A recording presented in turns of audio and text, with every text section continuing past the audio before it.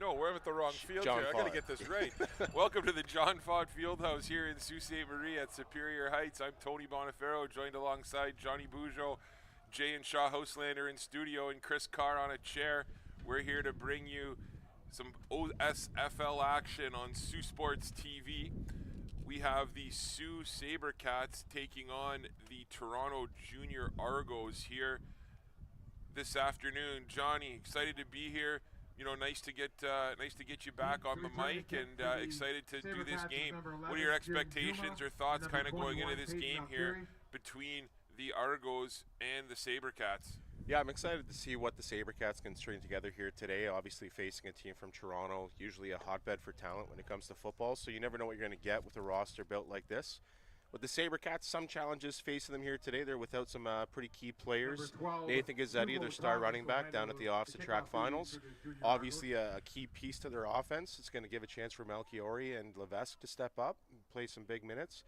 Also missing on the defensive side, Dake Oche and Will Meta, both players away at soccer finals as well. So a couple of key pieces, but they do get Juma back from a foot injury. It'll be his first appearance today. We'll see if they stick with the heavy run game or if they can balance it out and get guys like Cole Rivet and who's the other one I'm thinking at H-back? Going to Mitch Commissar, who's committed to the Ottawa GDs for next year. Hugo Thomas on to kick for the Argos. Back to return is Juma and Melchiori. It's a windy day here at Superior Heights, and we're excited to get some football action underway. Thomas with a nice kick there. Was blowing down before, I'm not exactly sure why. The wind here seems to be a swirling wind. You know, you look at different flags around the area and the wind seems to be going in different directions. Right now down on the field, it does seem like it is going right to left, so the Argos wisely chose to kick with the wind, and after that kick you already see Juma and Melchiori back up another 10 yards after they saw the boot there of what happened, so as it went over their head. Yeah, the big flag over on second lines facing south, the two flags behind the field here facing north, so it's going to be interesting. We'll see how both quarterbacks adjust, and maybe this game will be played in the near scrimmage line on the offensive side. Thomas out to try this again, and Thomas with a little squib kick, and it takes a bounce, and it goes by Juma and into the Sabercats end zone. Juma picks it up. Juma looks to get it out, and he does. And nice tackle, nice special teams play there. Number 26. Laurent Kuti Hachadufi with a beautiful play to kind of slow that down, and he's finally brought down by Raheem Squires Vieira. So the Sabercats are going to start off first down and 10 from their own 10-yard line. Great special teams play there by the Junior Argos early on. Yeah, tricky to play that bouncing ball, especially on a squib kick that has some heat to it too, but good enough to get the Sabercats out of the end zone and avoid the Rouge, and we'll start in their own territory. Matty Tucker in for the Sabercats. He's got three receivers lined up to his right, two to his left. He's got Melchiori lined up right behind him. Tucker scours the field. There's some motion, and there's a nice little slot run play there to AJ Cochemilio to the right side. Koch picks up 81. We'll call it 8 yards. End around, he gets 8 yards. So that's going to be second down and 2. Yeah, nice little play there to start things off, and a little forward pitch to Cochemilio. Like we said, no Gazzetti here today, so other players are going to have to step up. I expect a lot of these guys on offense to get touches as the day goes on. Three receivers now lined up to Tucker's left. Two to the right. Melchiori right behind him. The Junior Argos crowding that line of scrimmage. Quick little hitch pass out to Rive. Rive with a nice catch. Rive tries to make a play, but what a stop there by number 50, Sasha Krylov, with a beautiful play. Nice block on the outside. Sorry, give Liam Dubois some credit. He went out and hit the corner, but terrific play there by Krylov. Yeah, initially great build-up on that play by the Sabercats. It seemed like they had everyone in the right position, but Sasha Krylov just focused, doesn't over pursue, doesn't break down too much. Able to make the play just in time to stop the first down. Cochamilio now on to punt for the Sabercats. Back to return is number, looks like 81, Isaiah Folorenzo. I did notice number 6, Wilmetta, out there, so I'm wondering if Deacon and Goche also made it back in time for this game. Folorenzo and Michaud back. Snap's good. Cochamilio doesn't get a very good punt off there. Only goes about 15 yards, but takes a friendly bounce, and it's taken there by Folorenzo, and he's swallowed up by number 5, Blair Boudreau, with a nice stop. There is a flag on the play, and the Toronto Jr Argos are going to take over first down and 10 inside the Sabercats yard line. Or sorry, inside the Sabercats zone, depending on where the flag is. Yeah, it looks like it's going to be a no yards penalty here on the Sabercats. Tough spot for the guys to be in when the ball lands behind you and then bounces past you. Hard to really see where you're going to be when given that 5 yards cushion on the return, but at the end of the day, they didn't let the play break out, which would have been a much worse result. So it's going to be first down and 10 for the Junior Argos, going right to left from the Sabercats 40-yard line. Isaiah Jones in at QB. He's got 3 receivers to his left, 2 to his right. He's got Desmond Marfo lined up right behind him. Jones looks to take the snap, motion to the right. Jones takes it. He hands it off right up the middle, and there's a nice little hole. That's going to be a gain of, good run there. We'll call it 8 yards. Brought down, looked like Ethan Carkidi was first to make contact there. Yeah, nice run up the middle by Marfo, and we'll see if he can keep that going. The strength and the core of this defense is that linebacking core. Grant Matheson and Carkidi. It looks like they have number 5 in there at the Blair Boudreau in the linebacking core here today too, so we'll see how they adjust without Deacon and Goche in that linebacking core with them. Jones, 3 receivers to his left. Marfo lines up behind him. He looks, he hands it to Marfo again, and Marfo right up the middle. Brought down by Carkidi, but that is going to be enough for a first down. And the Junior Argos, we've only seen 2 plays, but have dominated the inside line of scrimmage. Yeah, great job by that O-line so far. Looks like Marfo's down, though, at the moment, so hopefully that's nothing too concerning because he seems like a key piece of this offense so far. Yeah, you know, a couple things that I think we need to talk about here. You talked about the players missing here for the Sioux Varsity Sabercats. You know, we talk all season about having a guy like Nathan Gazzetti and what he brings to this team. And, you know, anytime this offense was struggling or anytime this offense needed a play, everyone knew who was getting the football, and you still can't stop them. And, you know, as from a coaching standpoint, it's going to be interesting to see how this coaching staff, how Coach Antonello and his staff adjust, you know, to not having that game breaker. And let's see what kind of offense they can muster up and how they decide to do so. I think that's going to be a real key in this game, John. Yeah, Gazzetti is definitely a unique talent, maybe one of the most electric players we've had come out here in a long time. He's the take-off-the-top type of home run player. We've got some good depth, though, with Malchiori and Levesque, who can be big chunk players as well. Maybe not so much of the home run threats, but they certainly have the ability to chunk away the defense and tire them down. Absolutely. John, I'm going to let you take over for a hot second here. I'll be right back. Yep. So first and 10 here for the Junior Argonauts from the 30-yard line, or sorry, the 29-yard line in Sabercats territory. Isaiah Jones lines up now with a new running back behind him. Looks like he has 38. Fast pass incomplete, intended for number quarterback number 3, Isaiah Jones. 15, it looks like Luca Abano. Nicholas Bona. Yeah, I apologize. Thanks, John. We got a second down and 10 here. We'll have to find out who that running back is, too, because it looks like 38 on the field, but we don't have a 38 on our score sheet. Oh, sorry, we do here. It is Dennis Sheshlebin. There's the snap, and there's the throw. Out, oh, and it went to Sheshbelin, but nice job by Boudreau. Isaiah Jones passing complete. And that's going to It's a bring third up and a 10. third down and Number 10. 5, Blair Boudreau, The providing the coverage. Junior Argos with the wind at their back right now. Not sure what their kicking game looks like, but it's a big opportunity here for It's going to be third the down Junior and 10 for the Argos. Argos from the Sabercat 28 And a great job by the Sabercats defense to settle down after a couple of plays there where it looked like they were going to have some struggles stopping the run game. A little quick patch out to Shushlavin, but Boudreau stepping up. Opportunity for him to get some starting minutes in that linebacking box here today, and he comes up big with some pressure. Looks like they're going to punt this. Israel Adu, or Hugo Thomas. I believe this is Hugo Thomas on for the punt. The snap is high. Nice job to bring it down. He tries to make a move, and he does.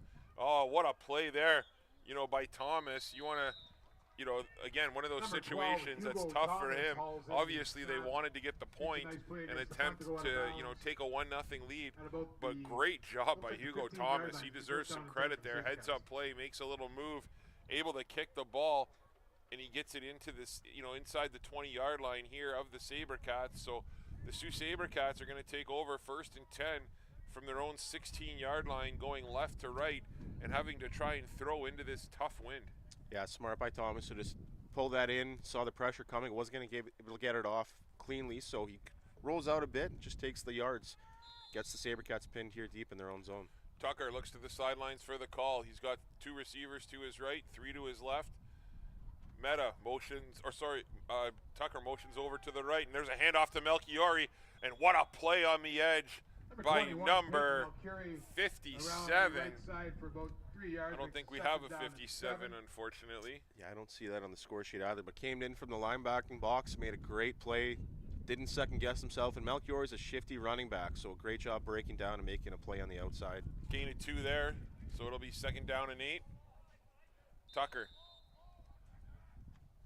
Got quads left here, do the Sabercats, and Tucker looks that way. Tucker rolls to his right. Tucker decides to tuck it and run. He tries to lower his shoulder. He's pushed out of bounds by number 22, Quarterback Alex Matty Tucker looks around, Evle, can't find and that's anyone going to be open. real close Tucks to a and runs, first looks down. like he's We'll have got to the see the first spot, down. and it looks like he did get enough for the first down, Sabercats. Number 22, Yeah, and a great job by Alex Lucas Spin there Evely. too. I don't think that he had a route that he intended to get thrown to First on down that and play. It 10, looked like a set Sabercats play to from the their own left. He 27 recognized his yard line. quarterback was rolling out and decided to just get a body on someone. It was just enough to steal a first down for Matty Tucker. Talked about it last week. The one part of Tucker's game that's really evolved since he was a kid was his ability to run the ball. He's really worked on that, and you can see that that's really paid off. As here he goes again. There's a handoff up the middle to Melchiori, and what a job by the inside of that offensive line. Number 65, Number 21, Aiden Big King, Melchiori and number powers 69, straight ahead for Mateo about 9, makes it Torrenson, second down and with an 1. outstanding push. And what I love about Melchiori there, and that's what another evolution of his game you're starting to see, is he's starting to follow his blocks and be a little bit more patient as a runner, Number right? 97, Yeah, and he's a Khalid great running back Ibrahim for that. with the He's tackle. not the biggest guy, Second but and he's 2. very tough. He runs low to the ground. If he can hide behind those blocks, he's going to get more and more yards to add it to his average on a And regular that's gonna basis. be an offside penalty against Here's AJ a flag Romano. down, some movement before the snap. But to the point we're talking about earlier about Melchiori, right? When Melchiori first started playing football, I remember him back in Sault Minor and even back in junior football. All he would do is he would just be 100 miles an hour at all times, right? Like he would try and find holes wherever, and he would just go. And now where you're starting to see his game evolve is now he's starting to follow those blocks there, and you saw that perfectly, right? He just put his hand on the back of, I believe it was Aiden King, and picked up the 8 yards that he could. So that's just a testament to how he's kind of evolved as a football player. Yeah, and he certainly plays bigger than he actually is, too. He plays low to the ground. He keeps his feet moving. You really can't arm tackle him up top because he's just going to slip through those tackles. Tucker looks to his left. Tucker has all day. He hits Melchiori out in the flats. Melchiori tries to make a move. He does. He falls forward, and that's going to be, I believe, enough for a first down. A good, nice tackle on the outside again by number 53, Raheem Squires Vieira. Right at the first down Yeah, great marker, job it turning in is full indeed a speed first after down. the catch, avoiding the tackle, and that little bit of extra effort got the Sabercats to the and first 10, down here. Sabercats for Yeah, their good, own good hands there too. Yeah, 37 great job yard going line. up to get that ball. And like we said, Gazzetti not being in the offense definitely changes the strategy a bit. But Melchior is one heck of a backup to have coming in for big reps. First down and 10 Sabercats. 6:34 to play here in the first quarter. Tucker looks. Tucker takes the handoff. There's a little stutter route on the outside. He had Cochamilio, and now Drayden Brock was open too, but Tucker again wisely decides to tuck it, and he picks up 12 yards. Quarterback. You know, those broken Matty plays Tucker there, scrambles and for Tucker 13 was kind yards. of, It's gonna be first down and 10 you know, Sabercats from their own telling 50. people where to go. Maybe you like to see a little bit more patience there as Drayden Brock was open there too, but again, Tucker So wisely 12, decided just to tuck it and pick up the first Abdo down. with the tackle. First and 10 Sabercats moving the ball well here. Motion to the right. Tucker looks to the right, and he hits Meta, and Meta with a big run down the outside. Nice block again by number 19, Lucas Spin on the outside. Well, that's great news to see Meta back after his soccer games with Spirit Heights away this weekend. Another weapon you can add into this mix when you don't have Gazzetti. And with the more options that Matty Tucker has to get the ball in the hands of, the more you're going to see this defense have to play a little more balanced and honest. So great to see him getting involved in the action here. Sabercats putting together a beautiful drive here. Ren Levesque into the game at running back. Tucker takes it. He looks to his left, and he hits Meta again on the left side. And Meta just puts his head down and runs over the defender. But again, give credit to Squires Vieira, who sticks his nose in there and makes a play here in the first quarter. Tucker looks. Tucker takes the handoff.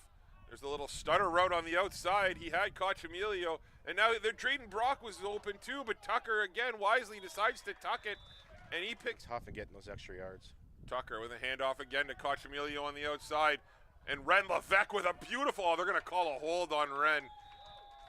Ah, geez, number 4, good job.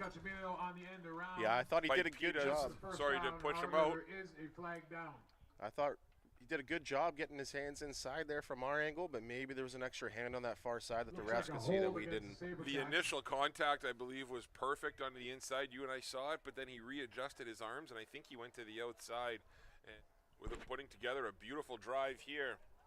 Ren Levesque into the game at running back. Tucker takes it. He looks to his left, and he hits Meta again on the left side. And Meta just puts it. It's hard to fault the running back when they're outside like that, you know, one-on-one.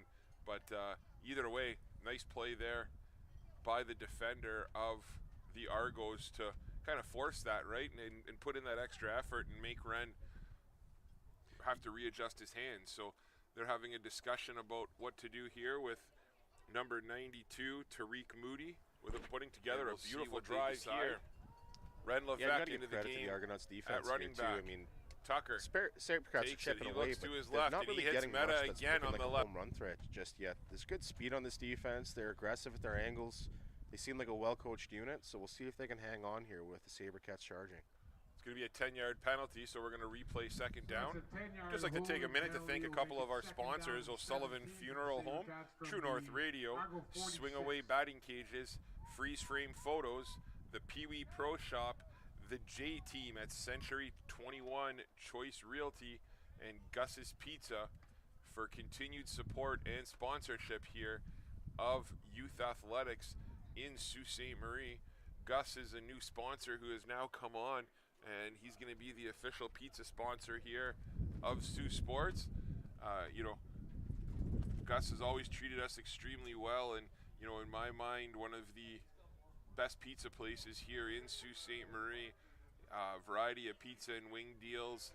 You know, Gus has been a staple in the downtown community for a number of years and does a lot of good down there for the people of the downtown core. So we thank him for his support, and we encourage anyone to go out and grab a slice or give him a call for some great pizza and wings. Absolutely. Sabercats now, second down and 16. This high snap, good job by Tucker. Tucker rolls to his right. He looks on the comeback, and he has Cole Rivet. Beautiful route on the outside by Rivet, and that's going to be enough for a first down, a gain of about 20 yards there. That's a standard route that we see this Sabercats team run. We've seen them run it for a number of years here in Sault Ste. Marie. You know, quarterback rolls out, little comeback route on the outside. Very well done by the Cats offense. Yeah, and I'm excited to see how Cole Rivet settles into his new role here with the varsity team. Just in grade 11 himself, but led the senior high school loop last year in touchdowns in his first senior campaign.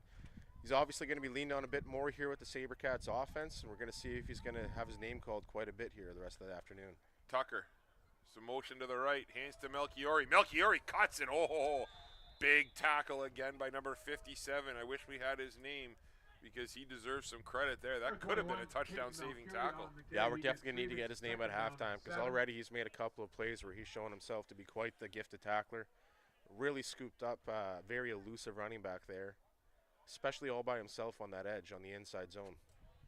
Into the game comes Mitchell Commissar. Ren Levesque to the right side. A.J. Romano in at the left side. Slot back with Meta. Melchiori in the backfield, 3 receivers to Tucker's left, 2 to his right.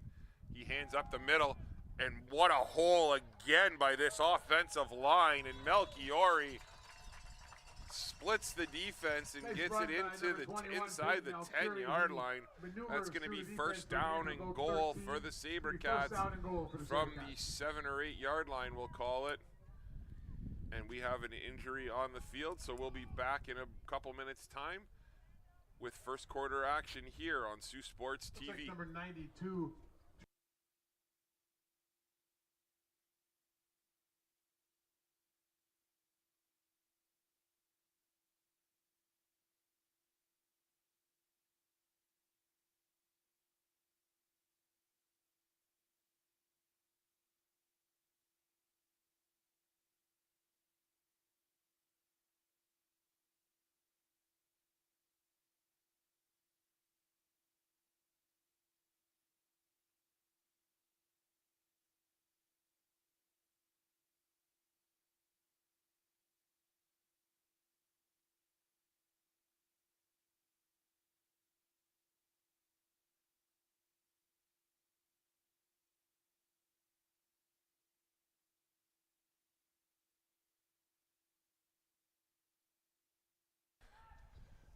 Nice to see Isaiah Michaud be able to walk off on his own power there. So with 3:04 to go here in the first quarter, the Sabercats putting together.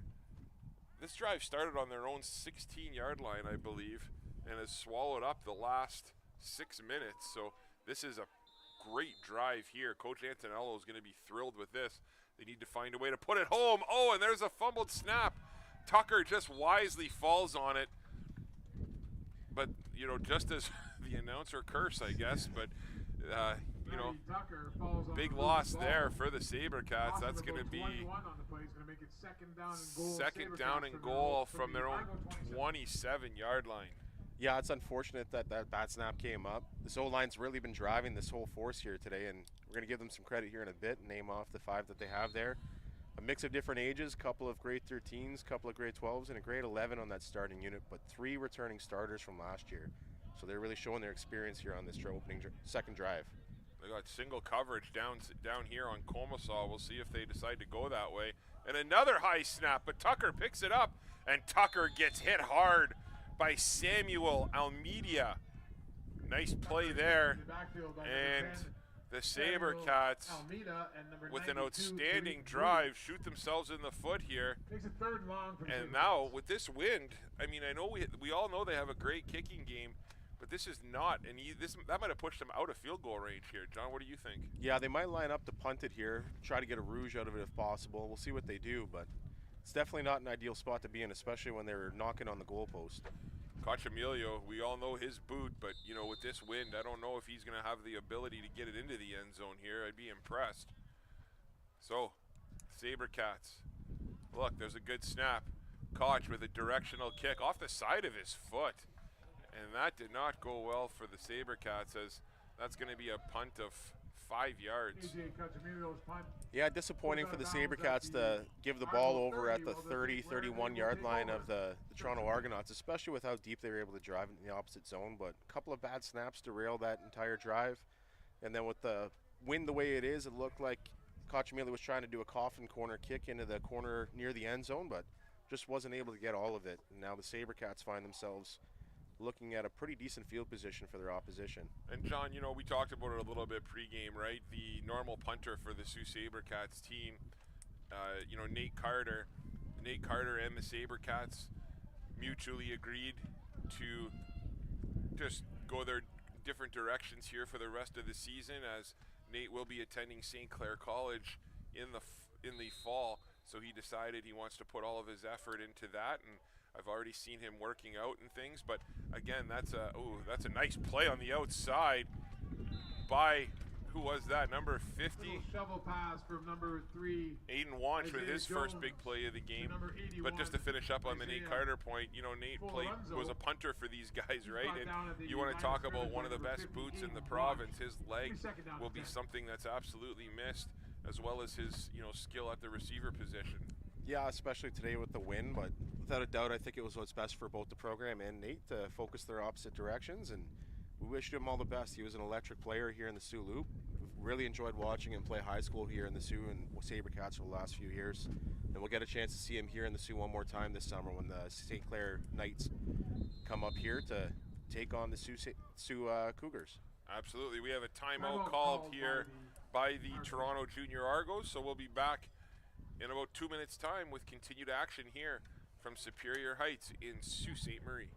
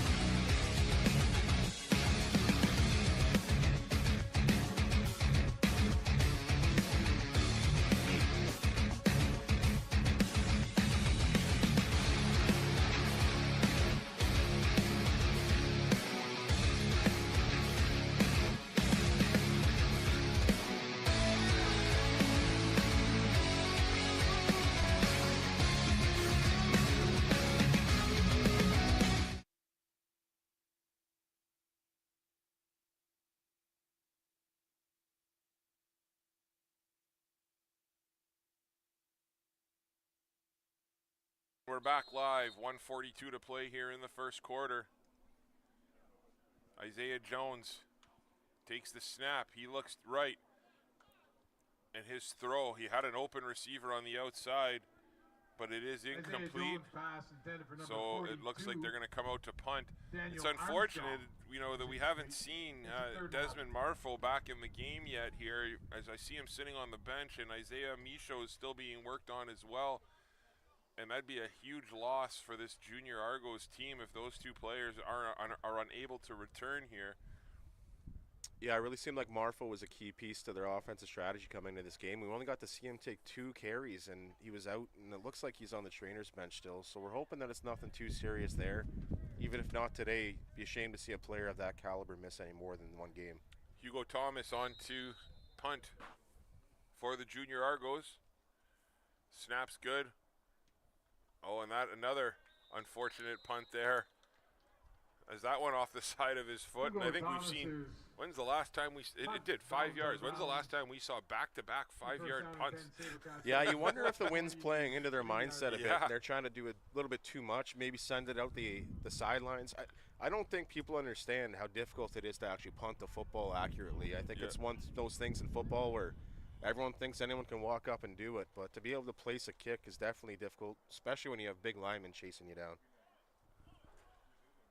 Johnny, I'm just looking. These stands over here, they're new, are Brand they not? new, yeah. That was the construction that we had going on last year. It was supposed to be ready for the high school season, but we definitely have it for this summer and next fall. That's great. Going to add some capacity to our stands here. It's always been a sellout here in the high school loop for the senior football games. Be exciting to get more people in here now. Sabercats are going to take over, first down and 10. Their best starting field position of the day from the 40-yard line of the Junior Argos, and there's a handoff to Melchiori. Melchiori puts his head down, and he picks up about 8 or 9 yards. He's brought down by number 88, Ethan Kay. Yeah, we talked about No Gazzetti and how there's a little bit of a difference in the running game, but this is what Melchiori can do. Just 5, 15, 20-yard chunks at a time. He can wear down a defense and really kind of take the life out of them. And with this experienced O-line, it's going to play a big part. Tucker, 3 receivers to his left. Melchiori steps to his left. We got a flag on the play. Nice block by him in the backfield. Tucker tries to make someone miss, and he's swallowed up again by number 50, Sasha Krylov. And that's going to be a short loss on the play. We'll have to see what the flag is here from the officials. Johnny, do you have any indication? I don't really know what I saw. I think maybe a little bit of mistiming on the motion for the offense. My guess would have been offside as well. And it looks like that's the case as the punt team's going to come on for the Sabercats here. Oh, they're going to call it against the Junior Argos. Mouth guard warning, maybe? Well, it was a mass sub for offense. I wonder if this is a different package we're going to see here for the Sault Sabercats. Because there's a lot of players that came off on that one. So it's going to be mouth guard warning. Yeah, it is a mouth guard warning. So it's going to be 3rd down and 5. The call was against the Sabercats, so what we were told up here, but the official did point to the Argos. So oh, yeah, we got a heavy package here, Coach. Yeah, this is that heavy package that they've run extremely well here with Karkidi. And this is tough to block, you know, if you're the defense. Karkidi takes it, and he goes to the right, and he is going to fall forward for the first down, it looks like. You know, this might be an offense you see going forward. I mean, I don't know how anyone's going to stop this with those big boys up front. Yeah, and give credit to 92. He almost made the stop there. He really came in quite heavy. Tariq Moody made a good hit, but Karkidi's a big kid, and when he falls forward, he's going to get an extra yard or 2 in the process. We have another player down here for the Junior Argos, so we'll be back in a couple minutes' time here on Saultsports TV.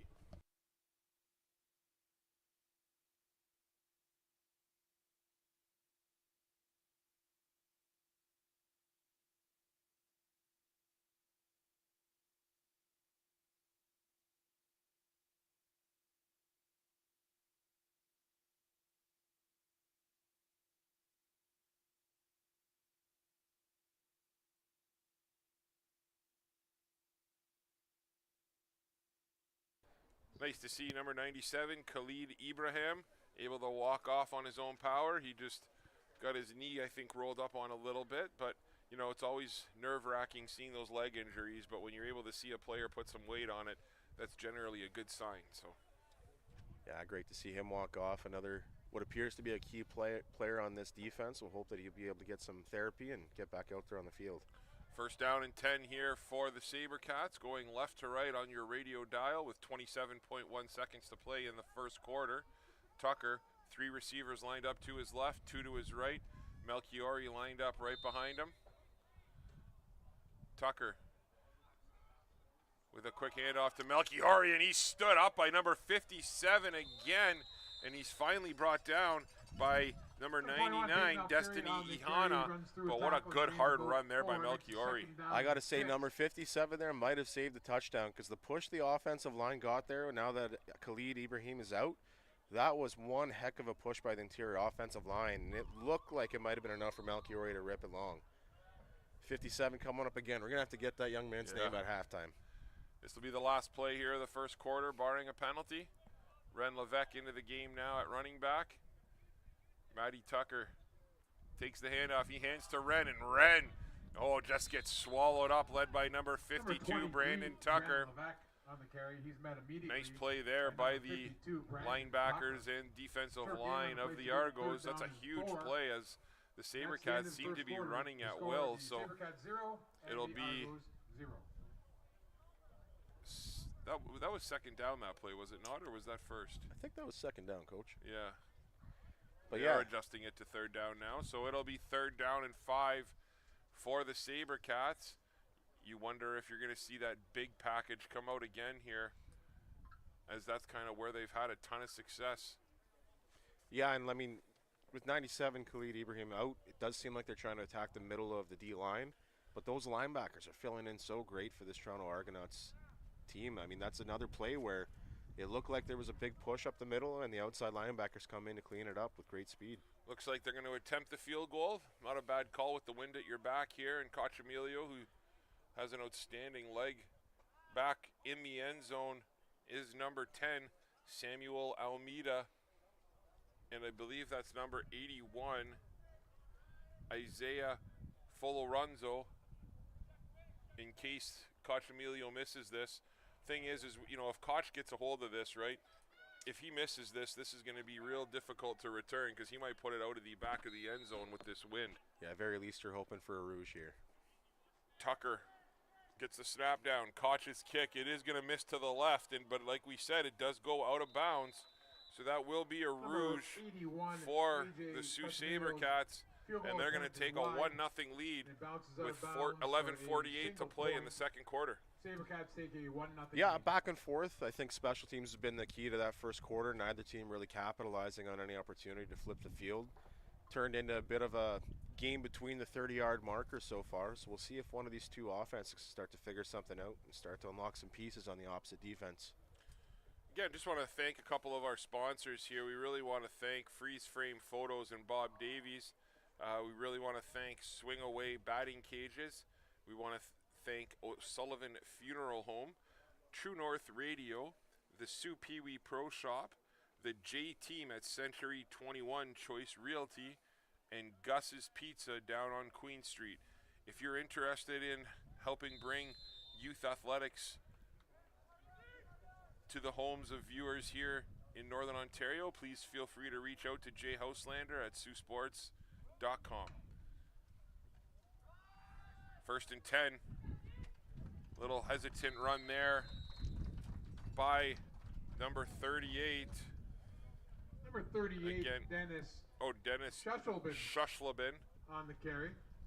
You can see the difference, right, between Shushlabin and Marfo, right? And Marfo was a good hard runner.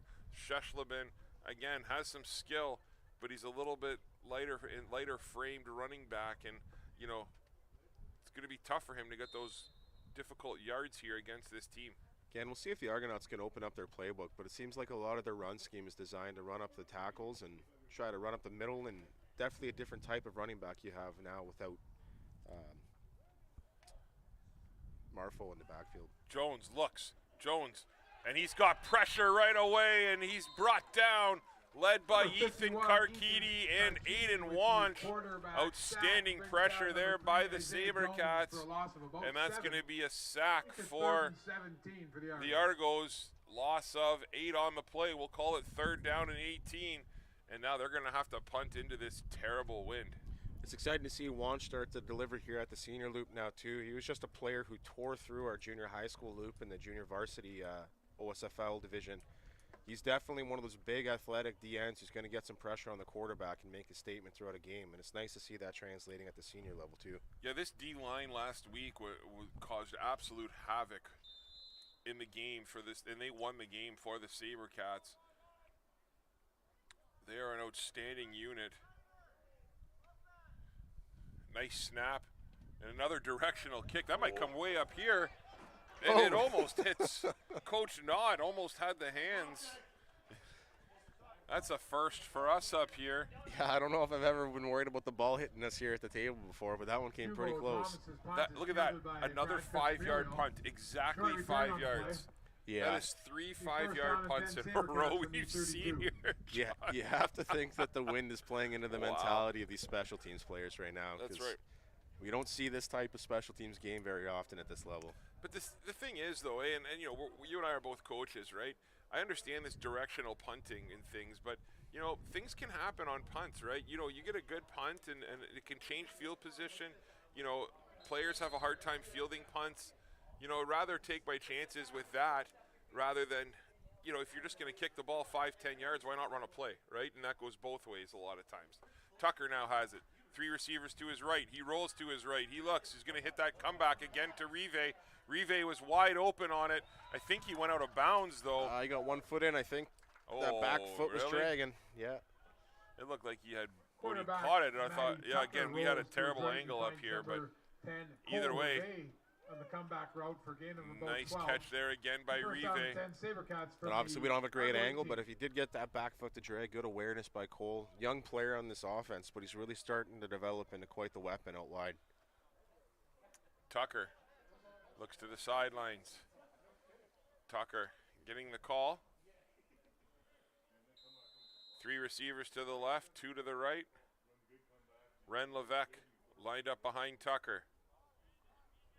Tucker takes the snap. He looks to his right. Tucker tucks and runs. He avoids a few tackles, and Tucker still goes. He somehow stays on his feet, and he's brought down inside the Quarterback 5-yard Matty Tucker line. breaks some tackles Touchdown around the saving right tackle side by and looks like Samuel he'll have their first Almeida. down. And Eventually Matty tackled Tucker downfield by number 88, turned a Ethan loss of Kane. 5 It's gonna be first into down a and gain goal of for the 15. Sabercats from the Argo 4. Well, you know, Matty Tucker is, I think, struggling to find a guy that he's willing to throw the ball to downfield at the moment. Just maybe waiting for something more wide open to start to appear, but he definitely, like you said, has developed that ability to tuck the ball in there. Just some great athleticism to avoid a couple of tackles and stay in bounds on that sideline and get a first down out of nothing. Sabercats first and goal, from inside the 5-yard line.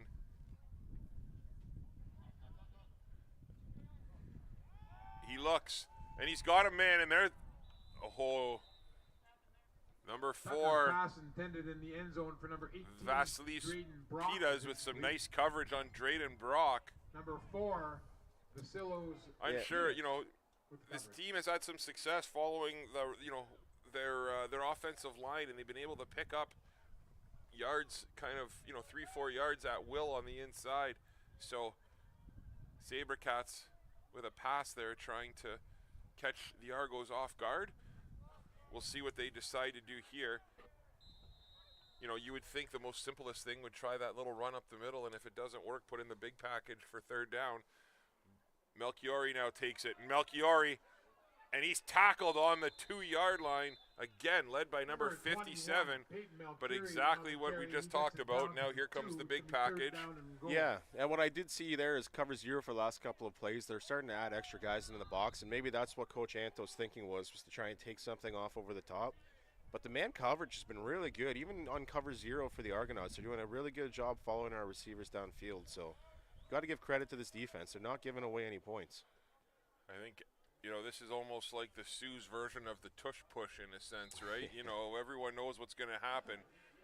How are you going to stop it? As Karkidi takes the handoff, he goes to his right, and Karkidi's in, no problem at all. Great job by the right side of that offensive line. Run for the Sabercats. Yeah, I think it's a good time to give some credit to that offensive line here so far today, Tony. It got Keegan Stanifort, Aiden King, Connell Smith, Liam Dubois, and Mateo Torrenson. A lot of experience on that offensive line. Doing a great job running up the middle here so far today, and they finally find a way to get it past the goal line. So that's going to extend the lead to 7-0 here with 9:01 to play in the second quarter. Cochamilio on to attempt the extra point.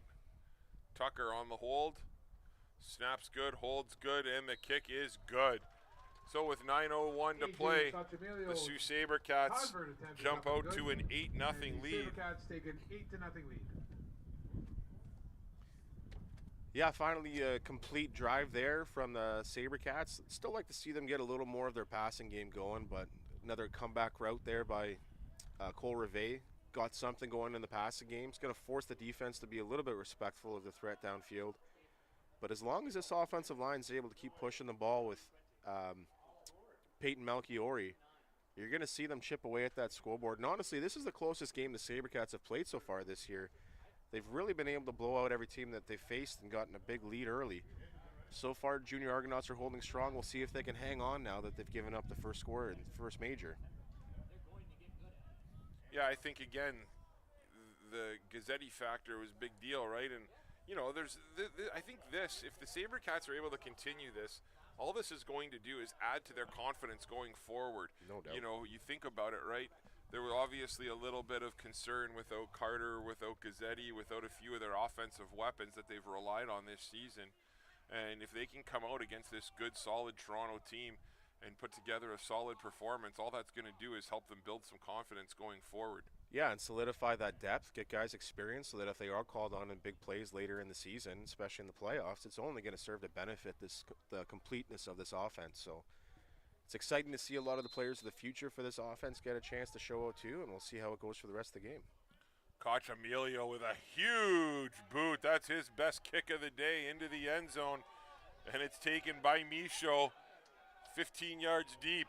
Oh, Mitchell Komisaw was going to want that one back, but nice job by Liam Ouellette.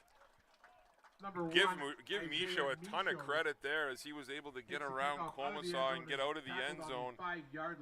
Yeah, and great to see him out in the field again too. He's one of the players that we saw go off with a slight bang up earlier and showing that his legs are okay because he had some great speed getting that ball out of the end zone there and saving another point for the Junior Argos. So from a coaching standpoint, Coach, where do you stand on that? Would you rather give up the 1 point and gain the 20 yards, or would you rather get out of the end zone and, start inside your 5-yard line? Well, it's still a close game, and it's a one-score game technically if you look at a 2-point conversion after that. So I don't hate it at this moment. I think if it was a game where you're really starting to try and keep this game from getting away from you, and you're looking at field position being a major factor in that, maybe then you let the Rouge go. But at this point, I think the Junior Argonauts really believe that they can march the field here and tie this game up. Jones has 3 receivers to his right. 2 of them motion to his left. Takes the handoff, and he looks to his left. Little hitch pass, and it's complete. But what a play by Ashton Sachin as he steps up, and that's going to be a loss on the play.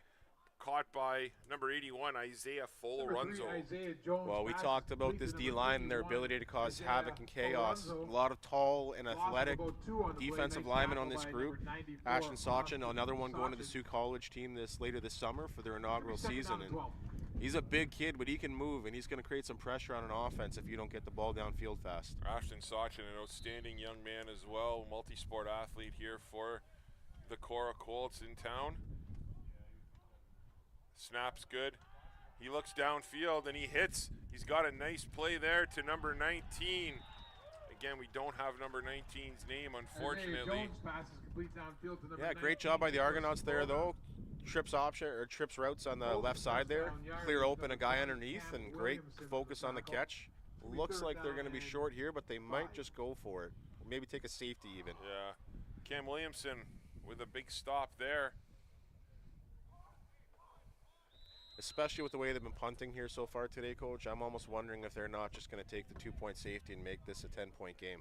Yeah, and this goes back to what we said earlier, right? If they would have given up the 1, right, you would have given up the 1 instead of giving up the 2, right? Now you're going to looking at giving up 2. So either way, decisions here for the Toronto Jr Argos coaching staff, and it looks like Hugo Thomas was just speaking to the ref, so I'm not sure if he was telling him he's going to take a knee or what, but we'll see what happens here.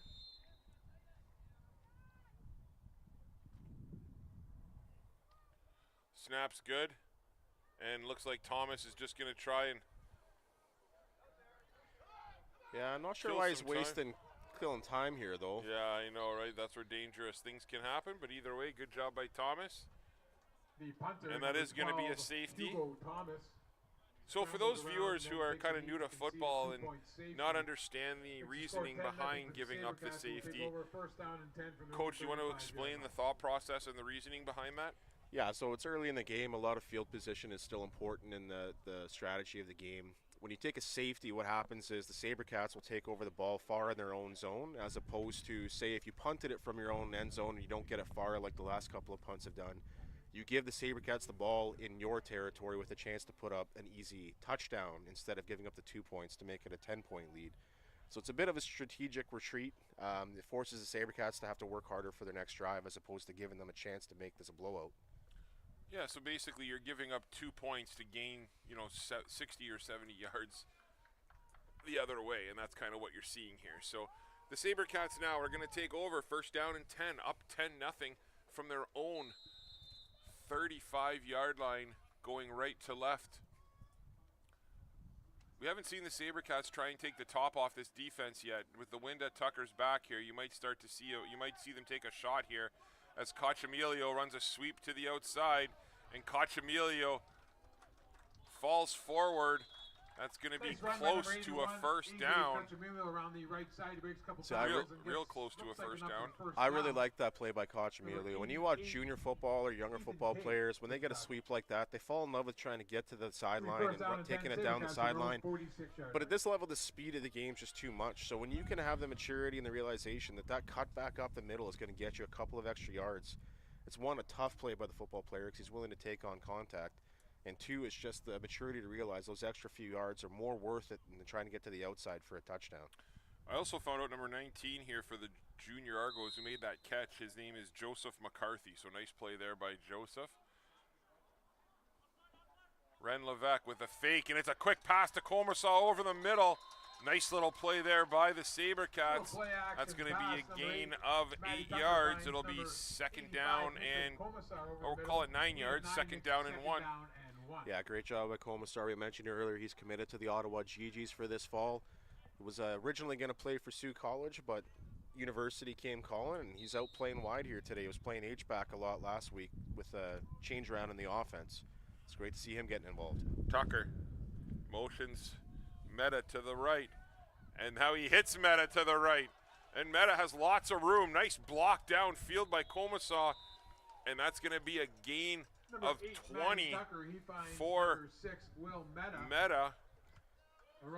It'll be a first down and 10 for the Sabercats inside the Argos territory.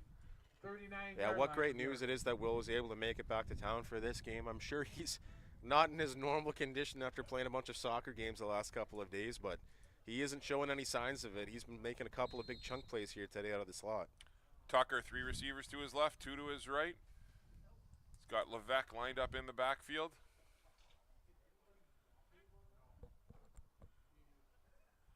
Getting the call from the sidelines. There's the snap, and he rolls, so this is going to be that. And there he takes a shot here, airs it out to Rive. Oh, and it's going to be an incomplete pass. Good defense by Israel Adu on the play. Tucker almost threw that one, a little skied that one. Right? Yeah. Great job by Israel to get back there and make the play, but definitely a little bit of extra air under that pass. And I think there was some in the crowd that were maybe saying a little bit of early contact, but the officials letting the boys play here today and letting the game go as it goes. Yeah, he, might have got his hands in there a little bit early, but you like to see Rive kind of come back and try and make a play on that one as well. Yeah, and that's a tough one for the official and the DB as well with the ball. The play coming back towards the ball, you're going to have some contact either way.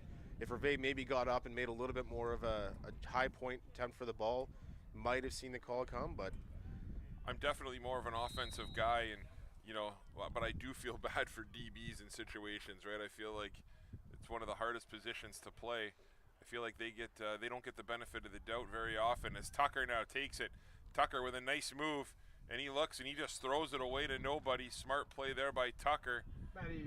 Good pressure by the Argos defense, and that's going to bring up a third down and 10. Yeah, and we're going to see Cochamilio on. Do you think they're going to attempt a long field goal, or are you going to punt it? Well, I think when they're in their own zone here, they're probably going to punt it, see if it can't roll out the end zone. But on that play, I think all the routes were designed to go to the left there. And just great job by the defense on the Toronto Argonauts D-line and the linebackers to create pressure, force Matty Tucker to turn where he had no help, forcing the veteran quarterback into a throwaway, avoid big sack. It looks like they're keeping the offense out there, Cochamilio. I don't think he was knew on the what wrong he was hash. doing. Yeah.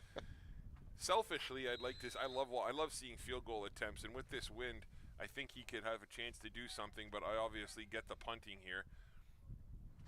But again, Cochamilio just directional punt to the right. It's a good punt. It's going to be pinned him down inside the 20-yard line. But again, this is pure selfishness by me. I'd like to watch, with that wind at his back, I'd love to see him air one out and, just watch the ball go, right? The only thing that makes me wonder is if the Sabercats have a scouting report that there's a couple of game breakers back there on return. Maybe they don't want to kick the ball into play, and especially with a field goal unit, you don't have great coverage on the field when you have all those extra O-linemen out there. So maybe that's the thinking behind it. I certainly feel that way if I was punting or kicking to the Sabercats and Gazzetti's back there. I am not kicking that ball in bounds. even risking him taking the ball back the entire way to the house. Absolutely. I don't have my coach hat on up here, so I'm allowed to say that you don't have to say things, but obviously from a coach standpoint, I absolutely understand that one. And either way, good job and nice field position here for the Sabercats, and the Argos just get swallowed up yet again. This time number 26, Lorand Kuti Hajidoufi with a nice little run there. 26, Lorand Kuti.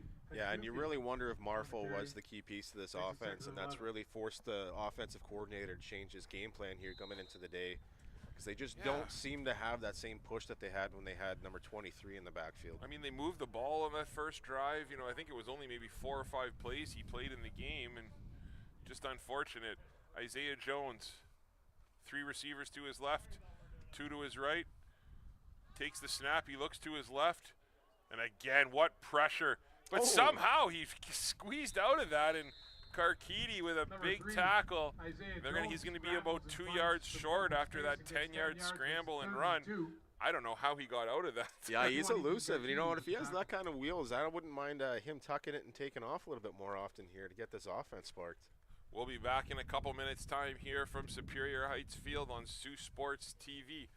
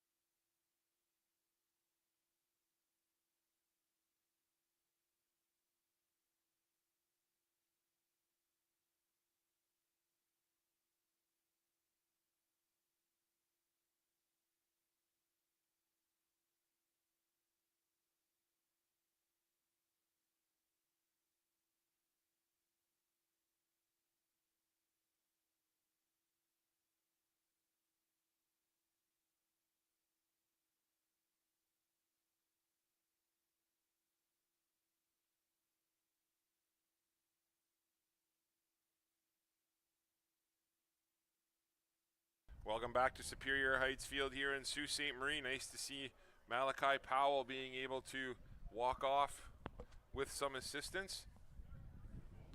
So it's going to be 3rd and short, and the Toronto Jr Argos deciding to go for it here on their own 30-yard line with 3:46 to go. John, do you like this call? Well, it's a real statement of intent by this coaching staff. They do not want to let this game get ahead of them here, but this is a moment where it decides whether that's a possibility or not. If they can get this first down and keep it going, they'll keep fighting with the final 3.5 minutes. And the Sabercats put 6 D linemen on the inside. And they decide to take a shot. He throws up, and what a catch downfield. Hugo Thomas right over top of Cam Williamson. Beautiful catch by that was Liam Ouellette, who had outstanding coverage on the play. But what a catch there by Thomas. Well, a couple of kudos there. First and foremost, Isaiah Jones sees extra pressure at the line, sees cover 0. You notice he's got that one-on-one shot down the sideline. Steps up in the face of Sachin, or number 50, Aiden Wanch, getting into his face. And then Thomas, just what a great high-point catch. Absolutely bails out his quarterback on that decision. That's the first time they've thrown to him, and now they're going to hand it off up the middle again. And Karkidi with a stop. There is a flag on the play. Kuti Hajidoufi with the carry. Kuti Hajidoufi with the loss. We'll see what the flag is. But coach, you know, if the Sabercats are going to continuously run single coverage on the outside, and you got a guy like Thomas who can prove, you know, who just proved he can make those plays against the offense. Yeah, might have to respect it. Yeah, look for that. So we do have a holding penalty here, though, against the Junior Argos. So you would assume that they'd likely decline this, as there was a loss of 5 on the play, or loss of 7 already. Yeah, and I wonder if we'll look back on that play and see it as a turning point, because we were talking about it. Like, that's a risky decision to go for it there in your own zone, this point in the game. If they fail there and the Sabercats score quick, now we look at a 3-score deficit going into halftime. If the Argos can find a way to score here on this drive late in the second quarter, that's going to be a real turning point going into the second half. Yeah, and you know what? Give quarterback Isaiah Jones a lot of credit. He threw that into the wind too, right? Yeah. Not an easy throw. So 2 receivers to his right, 3 to his left. He looks, puts him in motion. He takes the snap. He's looking back at Thomas, but great coverage on the back end. And number 97, Grayson Moreno, with a huge sack there. But that is the definition of a coverage sack on the back end, as Williamson and Ouellette both converged on Thomas and did not allow any space there for Jones to throw the football. So credit to the back side of this Sabercats defense on that play. And great lane discipline by the D-line there too. Monero just focused on keeping tight, not letting any space for Jones to sneak through. We saw his ability to scramble a little earlier. All 4 edge rushers working in unison to make sure that that pocket collapsed. Hugo Thomas on to punt. Ren Levesque back for the Sabercats. Great snap again. Thomas picks it up, and Thomas with a good boot. That's his best punt of the day, as that's going to swing the field about 35 yards. So nice kick there by Thomas, directional kick again, but this time he was able to angle it a little better. And now the Sabercats, with 2:23 to play, are going to take over 1st and 10 from their own 35-yard line. Well, 2 minutes, 23 seconds in 3-down football. Still plenty of time here on the clock. The clock's going to stop after every whistle as well. So the Sabercats don't have to rush here. Stick to their game plan. Don't try to do anything too cute. Just do what they've been doing. Use their offensive line to create push. Looks like there's been some attrition issues when it comes to the linemen for the Junior Argonauts. So we'll see if that starts to reveal itself in the trench battle. One thing, too, that I think is important to add is we haven't had any turnovers today, right? There's been no fumbles, no interceptions. So, you know, a couple bad snaps, but, you know, the team that did that was able to recover it. So, been a pretty clean game. There's some motion to the left. Tucker takes the handoff. He gives it to Melchiori, and Melchiori kicks it out. Oh, and what a block on the outside by Komisaw. And Melchiori with a big run, and he's finally taken out of bounds by number 10, Samuel Almeida again. But Melchiori with a big 20-yard run to start the drive. Yeah, if you're going to run the ball like the Sabercats intend to, you need your receivers to get involved in the run blocking. And great job, like you mentioned, by Mitch to get involved in that play. Perfect timing for that edge block. Springs Melchiori for an extra 5 to 10 yards there on that play. Tucker, 3 receivers to his right, 2 to his left. Melchiori lined up behind him. Tucker kicks it into motion. Everybody shifts to the right side. Now we got quads right. So quads right now. Single coverage with Komisar on the backside here. Melchiori lines up to the left. Tucker looks to his right. There is a flag on the play. Tucker rolls. Tucker finds Drayden Brock just off of his hands. Looks like that's probably going to be on the offense, I would assume, though, as it looked like there was some confusion on the right side there. Yeah, not a lot of crispness on that motion there on that bunch formation on the right, but I'm sure that that's something that they'll sort out here as these young receivers get more experience in this system.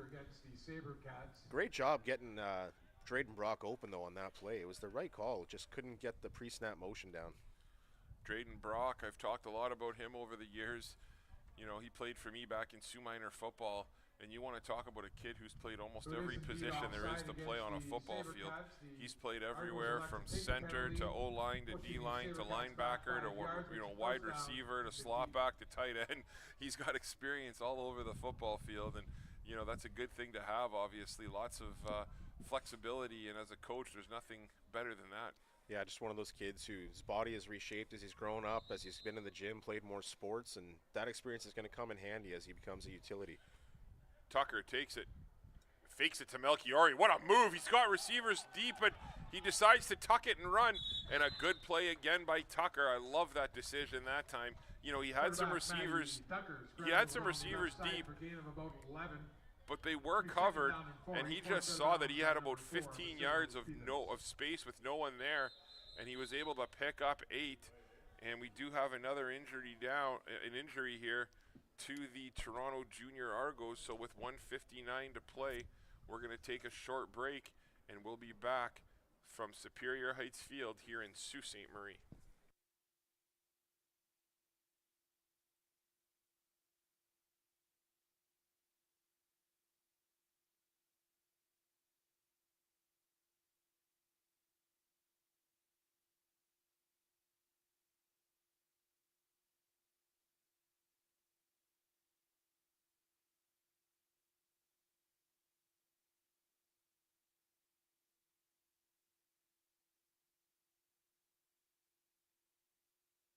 Back as number 4, Vasilos Pitas is able to walk off the field there. But again, you know, you had an interesting observation about Tucker. What was that, John? Well, just the last few years, he's become a more confident scrambler and quarterback that's willing to run. His running ability kind of looks like Baker Mayfield, and his swagger afterwards when he gets a play out of it too. It just really reminds me of the Tampa Bay quarterback. So it's funny, I never noticed that before, but then as soon as you said it and I envisioned it, it's like he does. It's very much like Baker Mayfield. So the Toronto coaches are asking the officials a question. So with 1:59 to go, the Sabercats will have the ball, 2nd down and 2 from the Argos side.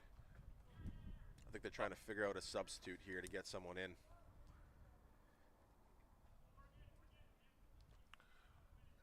You know, that's one thing too, though, that, you know, you never want to see guys get hurt, and that's obviously a big issue. But again, you know, some of this goes down to the fact that a lot of these teams that come up here to play, right, they leave in the morning, you know, they're sitting on a bus, they have all these bus legs, they come out and they're expected to play a high intense, highly physical football game, and it's difficult for teams to kind of get up in those situations. So, you know, playing at home for the Sabercats is a massive advantage for that exact reason, because again, the Sabercats play a very physical style of football, right? And you have to be ready for that when you come up here.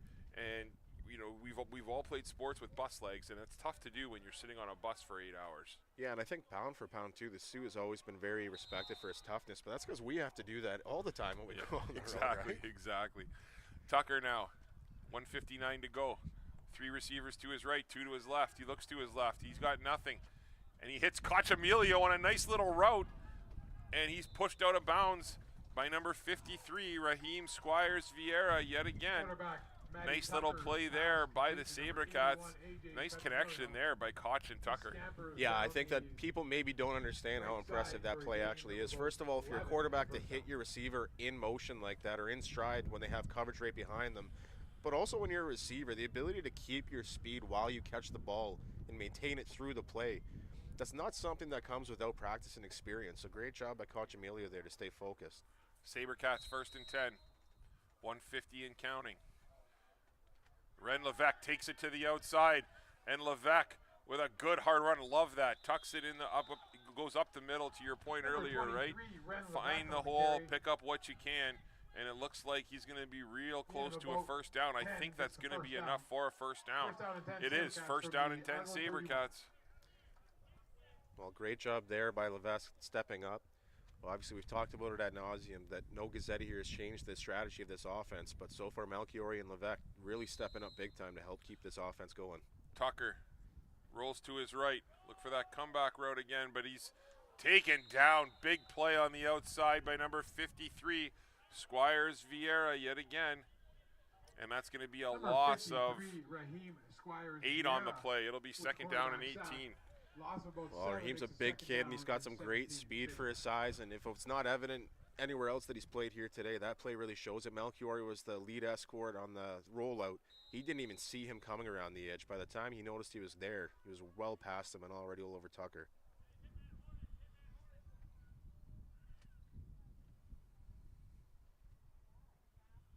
Tucker Takes the snap. It's a drag pattern to Brock. He's got Brock open. And what a nice little play. Oh, that was a smart play by Drayden Brock and Matty Tucker, right? Tucker noticed that. Brock was covered. He went upfield. Tucker saw it, tried to hit him. That's just a smart football play by both players, even though they were unable to connect. Yeah, Matty Tucker really didn't have any help being forced to scramble out to his right, but threw it where only his guy could get it. Drayden Brock gave it an effort, but at the end of the day, no harm, no foul. You just bring out your special teams unit, try to pin Toronto here, continue to live on with a 2-score lead. 1:14 to play here in the first half. Cochamilio on to punt. Michaud and Folorunzo back for Toronto. Cochamilio, again, directional punt. And that's a nice kick. He's going to pin them inside the 15-yard line. Yeah, and the more that I see them punt here today, the more I really do think that there's some respect for those game breakers back there on return. I think the coaching staff is very intent on not giving those guys a chance to flip this scoreline and change the dynamic of this game. So very conservative special teams calls, and now the Cochamilio is starting to straighten it out. It's certainly working to effect. The Junior Argos trying to get something going here at the end of the first half with 1:06 to play. They'll take over 1st and 10 from their own 13-yard line, going left to right. You know, it's tough. They're going into the wind here, too.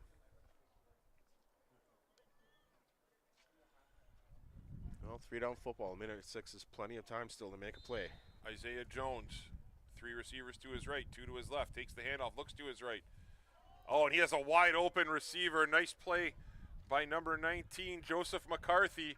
And McCarthy with a 19-yard gain, and he's finally brought down by Matteo Palumbo. That's a nice play if you're the Toronto Junior Argos to start the drive. Yeah, credit all around. The best pocket that Jones has had all day. The O-line held up good. Great crisp routes by the receivers for the Junior Argonauts. Got guy wide open. Perfect delivery by Isaiah Jones as well. Jones, 3 receivers to his left, 2 to his right.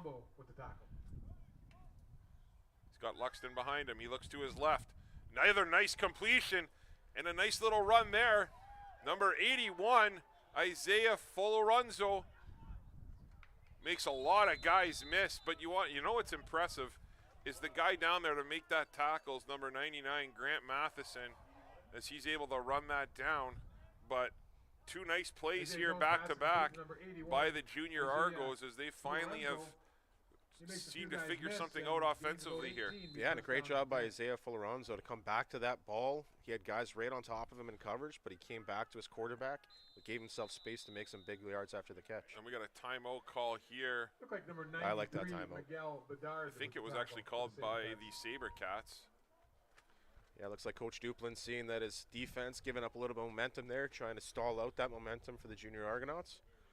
So with 31.1 seconds to go, Sabercats deciding to call a timeout to try and figure out a way to make some adjustments here and stop this efficient passing game. The thing is, though, you know, the Sabercats are in the spots, right? I don't think that's it at all. They just kind of need to make sure that they break down, make their tackles, and, you know, I'm sure that's what I believe that's Coach Duplin over there. Yeah. Coach Duplin's telling them, right, you guys are in the spot to make the play. We just have to wrap up and, you know, don't let them get moving, because again, we've seen the elusiveness of this Toronto Junior Argos team. One thing though, sorry John, that I think, you know, talk a little bit about that, right? You know, the Toronto Junior Argonauts, right? You get that impression that this Argos team, you know, being down in Toronto, picking from, you know, having millions of kids basically to pick from, it seems like. You know, and then the Sault Sabercats, we're just a small little community up here in Northern Ontario, and we're able to compete and you know, compete with these guys. You know, if you're watching this from Southern Ontario and wondering what's going on, what's your breakdown on that? Well, the reality is our team here is like a super team from all of our high schools in the Soo, whereas Toronto, there's a lot of programs in both the AAA and AA divisions down there, so there's a lot more recruiting and handpicking when it comes to which players go where. So it's a little more spread out, but for our per capita, we're a great program in this province. There's another nice throw to the outside, and that's just off the hands of Marcus Spadafora. He saw 6 the other way there. Yeah, maybe he was planning his route to the end zone before he secured the ball. But going back to that a bit more, in a lot of those major city centers down in Toronto, that is really the thing, is which program the kids want to go first, and then you're really trying to fight for all the same pool of kids. Whereas here in the Soo, we're very fortunate. Our whole football community works in amalgamation. All of our players come together in the summer, all of our coaching staffs.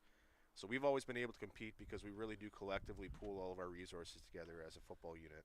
Oh, and there's a bad snap, the first one we've seen by the Argos. And it's recovered by the Sabercats, was the early indication by the official. Ball is on the ground. Looks like it was recovered by the quarterback, number 3, Isaiah Jones. Okay. Should be 3rd down and 50. Sorry, the official on the far side pointed that it was Sabercats football. Timeout called by the Sabercats. And also, Coach, I don't want to take anything away from what the Sabercats program is or what Sioux football is either. Per capita, like pound for pound, this is one of the most impressive football cities in the country. I think Paul Rossetti mentioned it to his head coach when he was the assistant head coach at UBC. Sault Ste. Marie is like the Samoa of Ontario football. Like, you just don't understand why they produce so many football players for such a small location, right? But I think it comes from the coaching that we have, the reciprocation of players going away and coming back to redonate their talent and knowledge. Just our Sault Minor program has been such a force when it comes to developing players over the years. Our Sabercats program is a really unified force. I don't know if there's many communities where you have coaches from every high school program in the city coming together and willing to work together to develop young men. We really do produce way more post-secondary football players than a community our size should, and it's a lot of factors that play into it, but it's always been that way for as long as I can remember. Yeah, and you know what? I'm a huge, obviously, proponent of Sault Minor football. Been involved with that league for over 20 years, and pretty proud of the work that we do there. And you're right, like, that's a youth tackle football league that starts at 7 years old here in the Sioux, and there's not a lot of communities across Ontario that have that. So a lot of these kids, a lot of kids in Southern Ontario don't play their first snap of football until they get to high school, right? And you're seeing that here. We have kids who are starting to play football in grade 3, grade 4, so they grow up with it, right? And you're really seeing that as a huge positive in terms of the growth here of the game in Sault Ste. Marie as the Argos on to punt. And that's a nice punt there again by Thomas. But see, this is exactly what we talked about earlier, and Ren Levesque with a nice play to scoop that up. But again, make someone make a play, right, and see what happens. So with 15.5 seconds to go, Sabercats take over 1st and 10 from their own 41-yard line. Do you see them trying to add to this score here, or do you see them just kind of running the clock out? I think that they're going to run the ball down. I don't think that their passing game's been in any shape where they're going to try and take a shot downfield and give this defense a chance to take one back, which I don't disagree with. I mean, this offensive line, as they play a second half against this depleted roster, it's going to wear them down. So don't give away the game. Don't give away points. You have a healthy lead going into half. And our friend Chris Carr here on the camera just pointed out Dakin and Goche is a ride for the game too. So we should see him rejoin his teammates for the second half. Tucker, 3 receivers to his left, 2 to his right. He looks. They are going to take a shot. Tucker tries to tuck it, but he's brought down by number 50, Sasha Krylov. He's had a few sacks here today. Yeah, and that was quite a shot that he took on the way down too. Sasha's a big kid and really drove him into the ground on that tackle. So good, tough play there by the Argonauts and really making the Sabercats question what they're going to do here with their second play. 11.5 seconds to go. I wouldn't be surprised at all if they just kneel this one out. And they do. Tucker should have waited until the clock ran out, is what he should have done. So it's third down. You don't want it. You don't want to kneel now. Well, I mean, if you're Tucker, you want to wait till the clock runs out, right? That's the key. He just did it a little early there. So after the first half here from Superior Heights in Sault Ste. Marie, the Sault Sabercats with a 10-0 lead. I'm Tony Bonifero, joined alongside Johnny Bujo, Jay and Shaw Houselander in studio, and Chris Carr on a chair. We'll be back in about 10 minutes' time with second half action here in Sault Ste. Marie.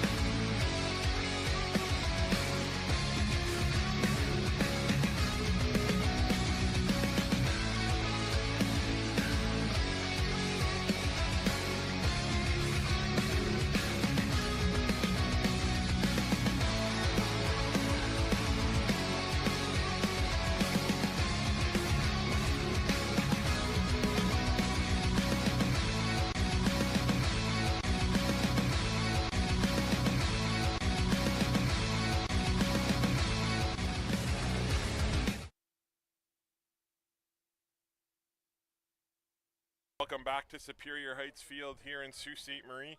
I'm Tony Bonifero, joined alongside Johnny Bujo, Jay and Shaw Houselander in studio, and Chris Carr on a chair.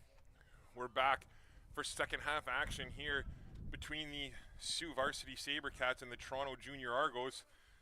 Johnny, you want to give us a little recap of the first half and kind of what your expectations are going into the second? Yeah, I mean, the Sabercats have had to figure out life without some of their superstars here today, and it's been a good chance for a lot of guys on their offense to figure out a role and settle into some key opportunities. For the Toronto Argonauts, credit to them for keeping this game close, only 10-0 going into the second half with some key injuries that they faced here early in the game. The Sabercats attempting an onside kick, and it's beautifully executed early on. Cole Rive picks that up right on the 10-yard marker.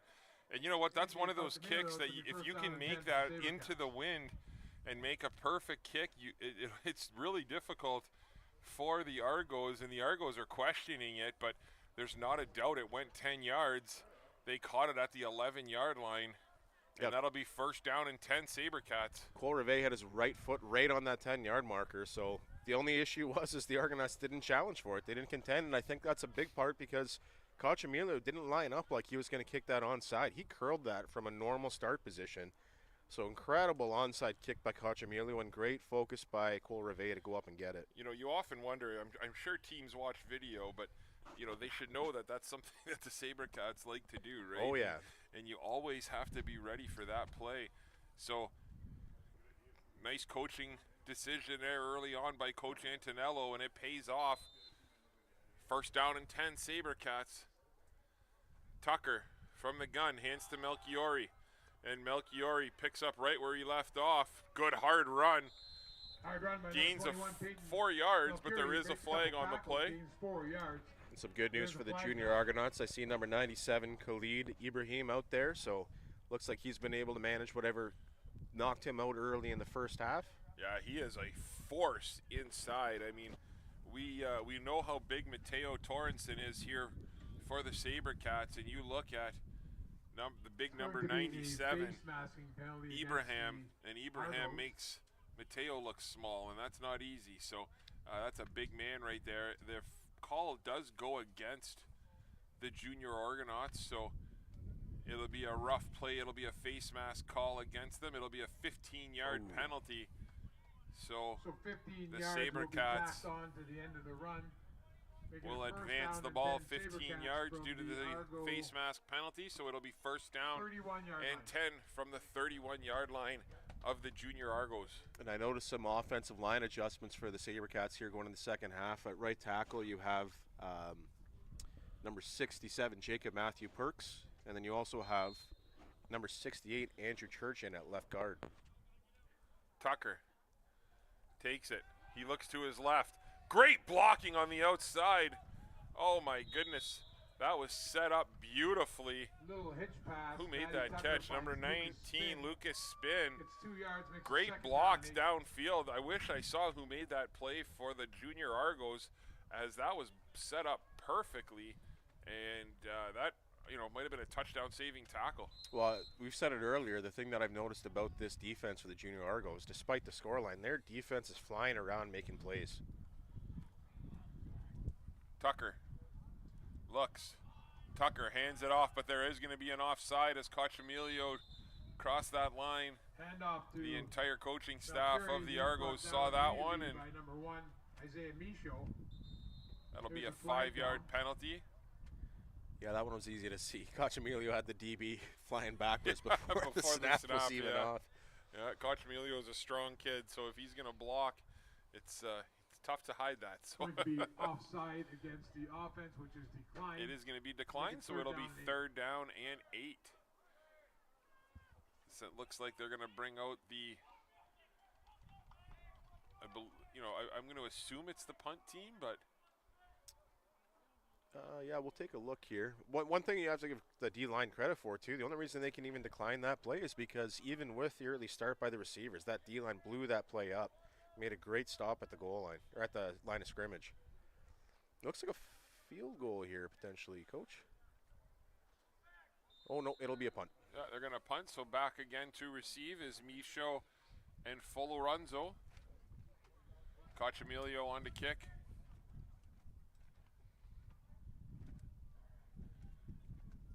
Snap's good. That's a beautiful kick there into the wind by Cochemilio. And he gets the bounce, and that's going to go into the end zone. There is a flag on the play. We'll have to see what the flag is. Into the end zone. There's a flag down at where the ball And we'll landed. see if that stands, but that's a perfect punt there by Cochemilio. And number 81, Isaiah Folorunzo, really had no other option but to try and play it while it was going out of bounds, but wouldn't have made a difference even if he let it go. Just perfect coffin kick there by Cochemilio. We're waiting on the call here from referee Grev as he's talking to Donnie Chow. It's a mouth guard warning again, I guess, against, this time it's against the Argos. Yeah, and you have to assume that the officials have given them plenty of chances to get that right. And it's one of those things in youth football. I think the other one that's really common is players trying to get away with no knee pads and things like that. Yeah. So the officials up here, I'm sure we're on them about it all day if they've called 2 of those penalties already. So it'll be first down and 10 for the Junior Argos. John, you know, they started to get some offense going towards the end of the first half by throwing the ball. You think they're going to go back to that here early on, or are they going to try and stick with the game plan that they started the game with? Well, you know what? Their offensive line was finally giving Isaiah Jones quite a bit of time there at the end. They made some adjustments when it comes to their protection, it seems, and that was giving their receivers time to break out into their routes. We'll see if the offensive line can hold up again here.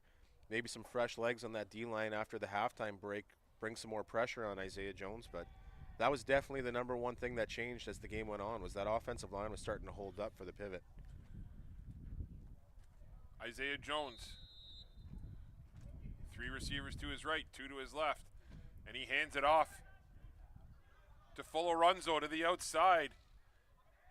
And he actually gets the edge, which is difficult to do against the Sabercats defense. It's a gain of 5 yards there, so it'll be second down and 5. Good first down play by the Argos. Oh, we mentioned it when talking about special teams earlier. It really seems like a concentrated effort on punts, especially by the Sabercats team, to not kick the ball and play to these weapons that Toronto has.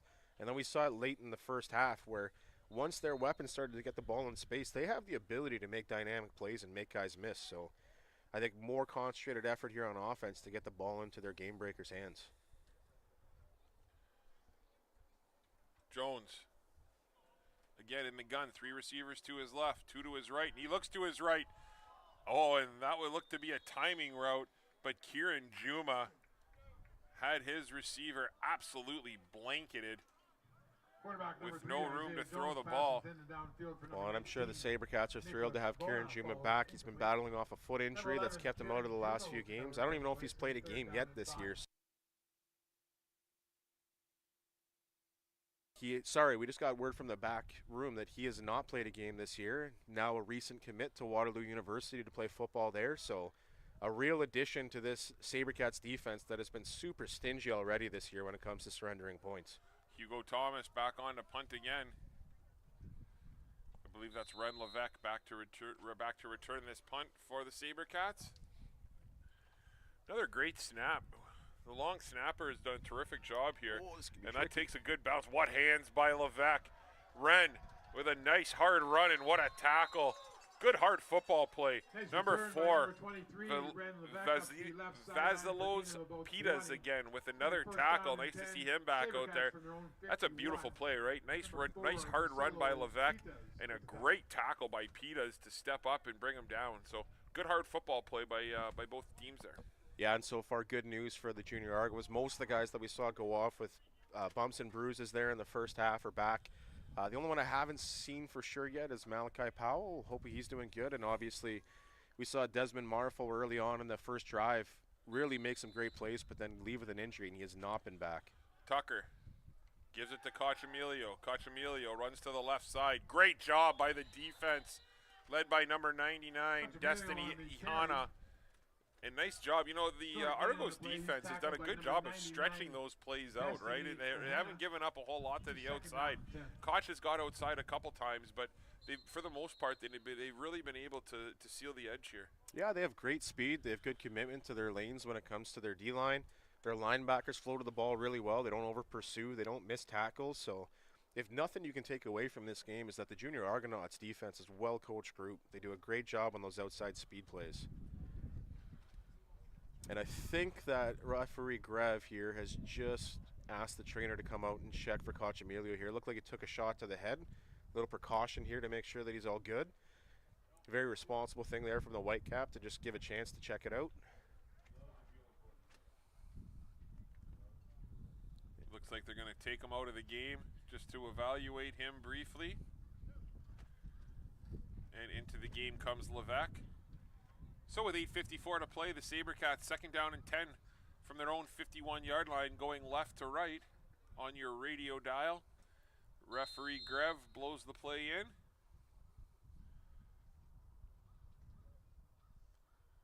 Tucker, 3 receivers to his left. Meta motions to the right. Now 3 receivers to the right. And there's a good hard run up the middle. Nice push again by this offensive line. But good job by number 92, Tariq Moody, with a nice stop on the inside. He gets a couple, makes a 3rd down and 8. See, that's again one of those plays where the offensive line, you know, they drove their guys back about 3 or 4 yards, and Melchiori, he just runs like a battering ram, right? He puts his head down and just goes. Yeah, and so far the only reason he hasn't made bigger plays off that is just because the fill and the speed of that defense coming in from the sides of the plays, doing a great job. But we talked about it before, a different style of running back than Nathan Gazzetti with Melchiori, but he will chunk away at you and tire out your defense by just getting 5, 10, 15 yards at a time if you let him. Koch on to punt again here for the Sabercats. Snap's good. Punt is high. And again, takes a weird bounce, and it's right to the Junior Argos, and it's picked up by number 25, Nixon White. And Nixon White takes it to the right side. What a return by the Sabercats, and Nixon White with his. Nice return. It's the first time I think Nixon's touched the ball here today.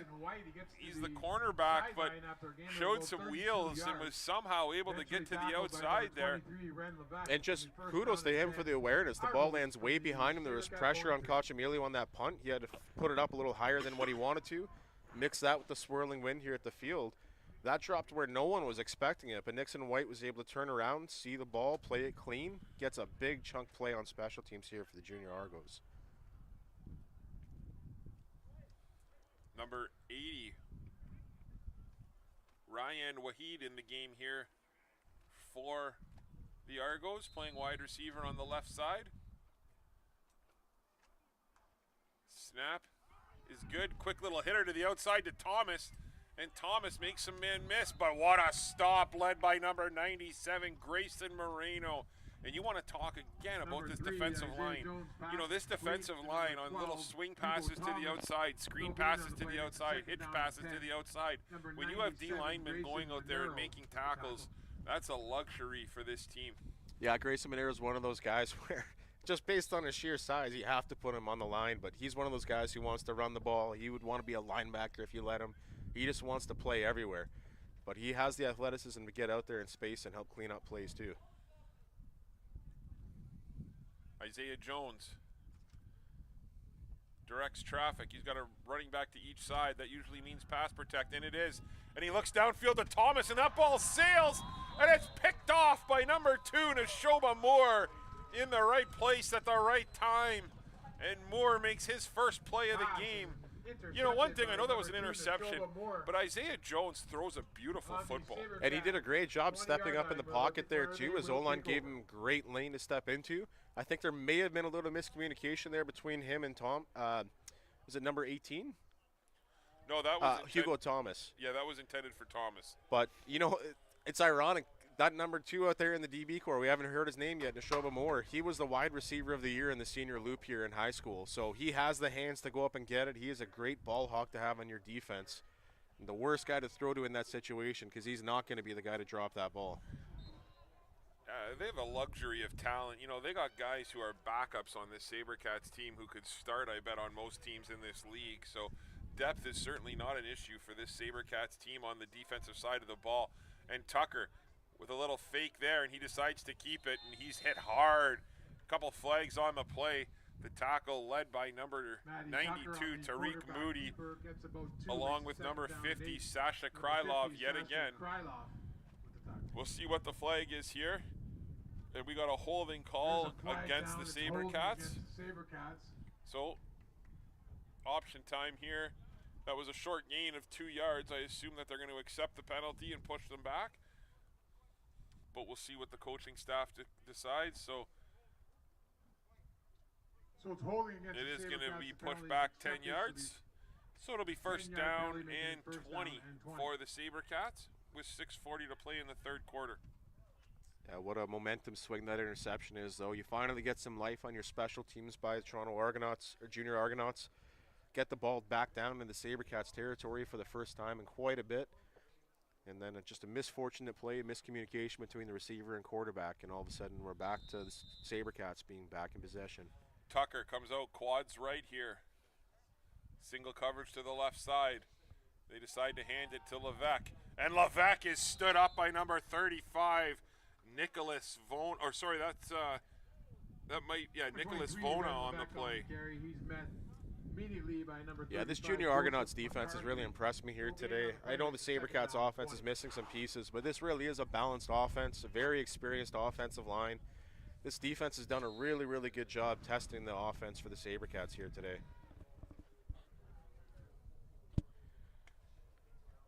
It'll be second down and 20. Cats come out, 3 receivers to the right. And Tucker rolls to his right, and he's got a man deep. Oh, him and Cole Rive were just not on the same page on that one. Yeah, you almost thought that might have been another spot for them to call that comeback route, but it looked like they were trying to take the top off, maybe figuring the Junior Argonauts are going to start to sit on that route. Matty Tucker, though, just under a little bit too much pressure to get his feet under him and throw it deep enough for Cole Rive. Yeah, Tucker almost threw it like he was expecting the comeback, and Rive ran that one off. So here we go. Decision time for the coaching staff here. The way that their defense has been playing, I mean, I would strongly consider giving up the safety because, again, it still makes it, it's still a 2-score game, right? So. Yeah, and then you put the opposition in a situation where they're still going to have to consider a field goal to win this game. And with the win the way it's been and the way that we've seen special teams go, that's still quite the mountain to climb in a 2-score game. Yeah, and the Argos are going to be throwing into the wind for the fourth quarter here.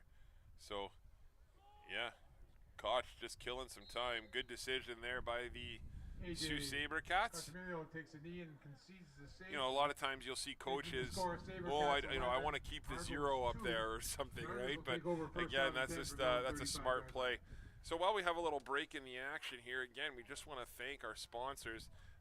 Just to highlight a couple, we want to start with the J team at Century 21. That's Jason Sproul and his wife Joanna. You know, I know them both, and outstanding people, very trustworthy when it comes to the real estate game. 2 people who know what they're talking about, and they're definitely people that if you're looking for any sort of advice with selling or buying, Jay and Joanne, part of the J team at Century 21 at Choice Realty, are definitely people that you should and can rely on. So feel free to give them a call. And again, we just want to thank Gus at Gus's Pizza. Gus supplied us with a couple pizzas here at halftime, and we had to fight Chris Carr off. Otherwise, he would have eaten them both. But otherwise, we'd like to thank Gus very much for his continued support of youth athletics here in Sault Ste. Marie and for all he does for the downtown core in the Sault Ste. Marie community. So thanks to Gus and Gus's Pizza and Wings. If you're ever interested in anything, please feel free to check him out, and you definitely will not be disappointed. Loss of 4 makes a second. Yeah, nice play there by Kieran Juma to chase down number 26 from the Junior Argonauts, Laurent Houjdufi. Great play there from Kieran Juma. We mentioned earlier he just committed to Waterloo University for football in the fall, chasing down a very, very speedy back there on the outside.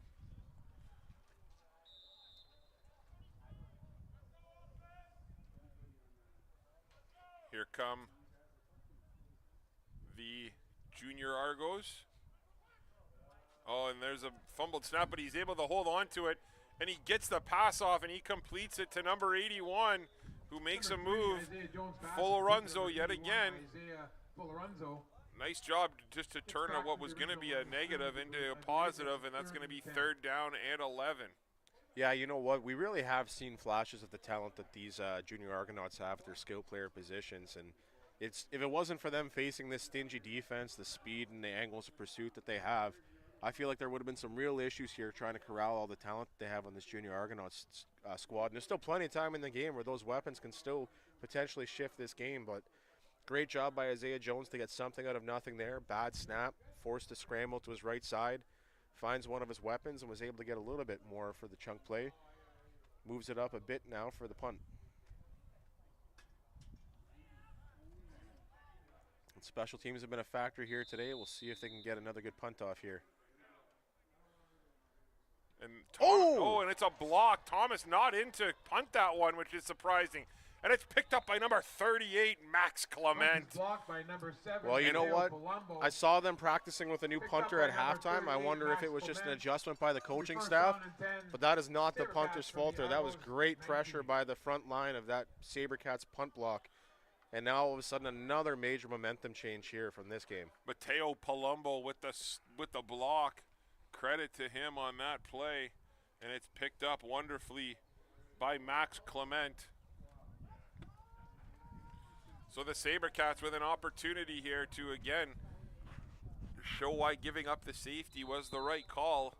They've now flipped the field position, and they're going to take over 1st and 10 from the Argos 20-yard line.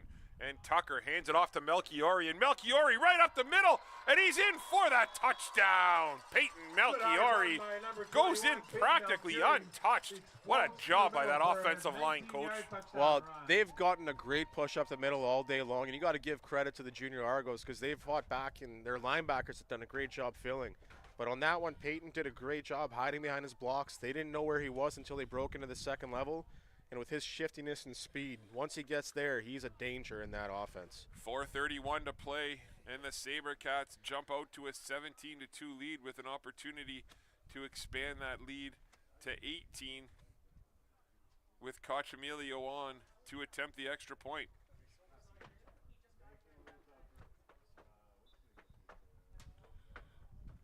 Snap's good, holds down, and the kick is good. And you know what? One thing, it's just the little things in football, right? And Alex Evely there, you know, when your team's down by 16 with, 4:31 to go in the third and you give up a big play like that, it's easy to kind of look to give up or kind of take a play off. And, an extra point, you see it quite often. But give the Junior Argos a lot of credit. They came at that, and Evely almost blocked that one on the outside. So, again, nice effort, and that's a credit to the coaching staff and a credit to the effort that this Argos team has put in here so far this afternoon.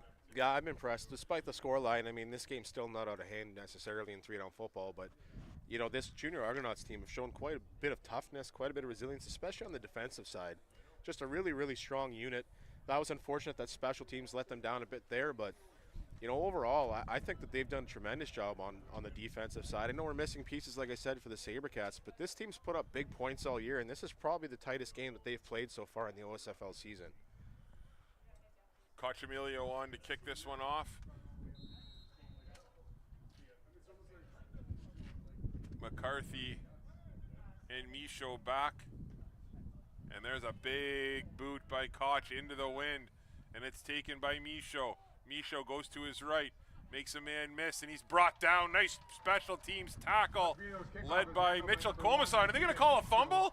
And it's picked up. I didn't hear a whistle. Number 25, Marcus Spadafora takes it into the end zone. I haven't seen a call. I haven't seen a whistle. I haven't seen a touchdown signal. What's the call, Coach? I think they're going to convene as officials here. I don't think that they had a backfield official there just based on the numbers they had. They are calling it a touchdown. Well, somebody saw on the sideline that ball was not, or the player was not down, because there was two officials down the line that were watching that play, and they both looked at each other for confirmation when that ball got ran back.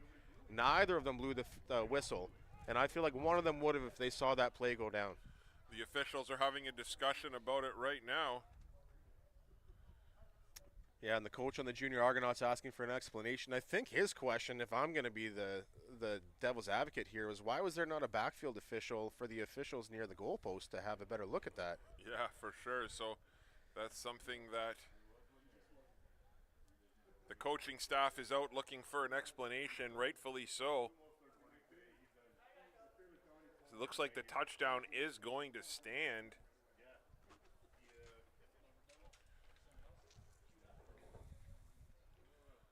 So with 4:19 to play, we have this break in the action. We just want to talk about a couple of the Sault College commitments here locally, you know, that are a part of this football game. And there's guys like Dakin Ngoche, linebacker from Superior Heights. There's Will Meta, Mateo Palumbo, Matty Tucker, Ethan Karkidi, Mateo Torrenson, Miguel Bedard, Ashton Sachin, Grant Matheson, all committed to go to Sault College for the inaugural football season. And Nathan Gazzetti, as we've talked about already, you know, going to the Windsor Lancers, and Mitchell Commissar going to the Ottawa GG's program. So, you know, now we have Kieran Juma going to Waterloo. And Kieran Juma going to Waterloo as well. So just from this team alone, you know, they have 13 guys going to play football at the next level, and that's a pretty impressive stat, as the extra point is good. Is up and good. Yeah, and how great it is for our program to have Sault College coming here with the CJFL team, where we get to see these guys stay home now, get a legitimate shot to be a meaningful impact player on a post-secondary team. You know, last few years we saw our program here at the Sabercats feed a lot of talent to the St. Clair Saints, who won a national championship last year too. So we're going to get to see some of that homegrown talent get to experience post-secondary football here in the Sault for the first time, and I'm excited to watch it all unfold.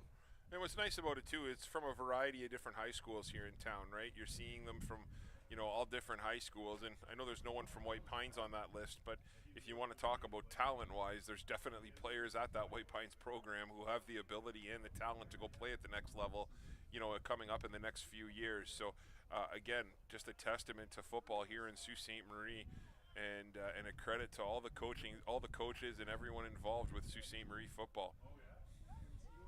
So with 4:19 to play here in the third quarter, the Sabercats up to a 25-2 lead. Cochamilio on to kick. Cochamilio with another big boot. They're letting him kick now, and it's taken by Folorenzo. Folorenzo with a head of steam. He goes hard up the middle, and nice return there as he gets it all the way out to the 39-yard line. Well, as this game has gone on, special teams has started to play a bigger and bigger role in this game.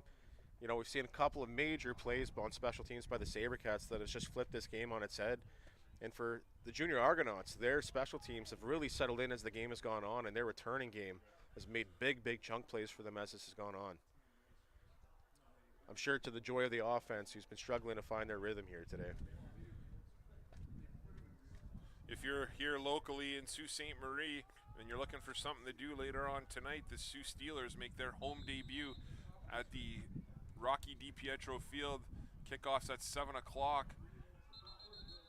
And there's a quick timeout called as Karkidi was running hard to get out of the game, as there were some defensive subs made, I believe.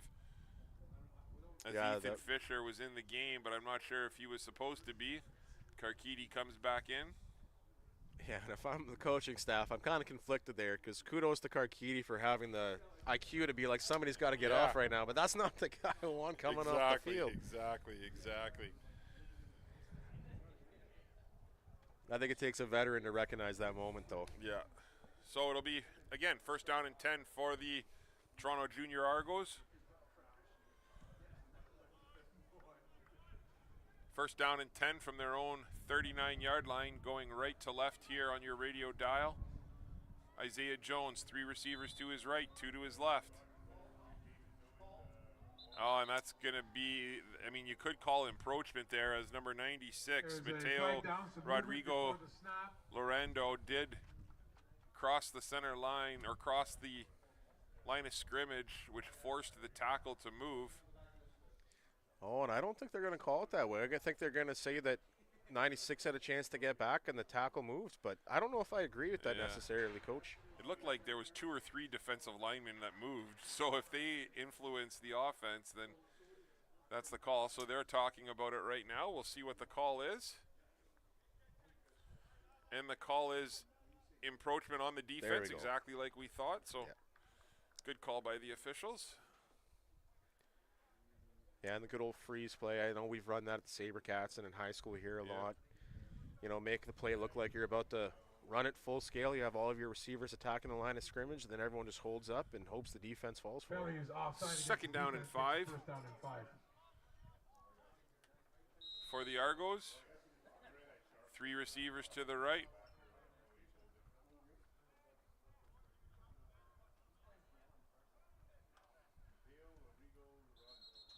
And there's a flag there. We'll have to see what the call is before the play went, and that was thrown by the back judge there, or by the head official. That's going to be a false start on the offense. So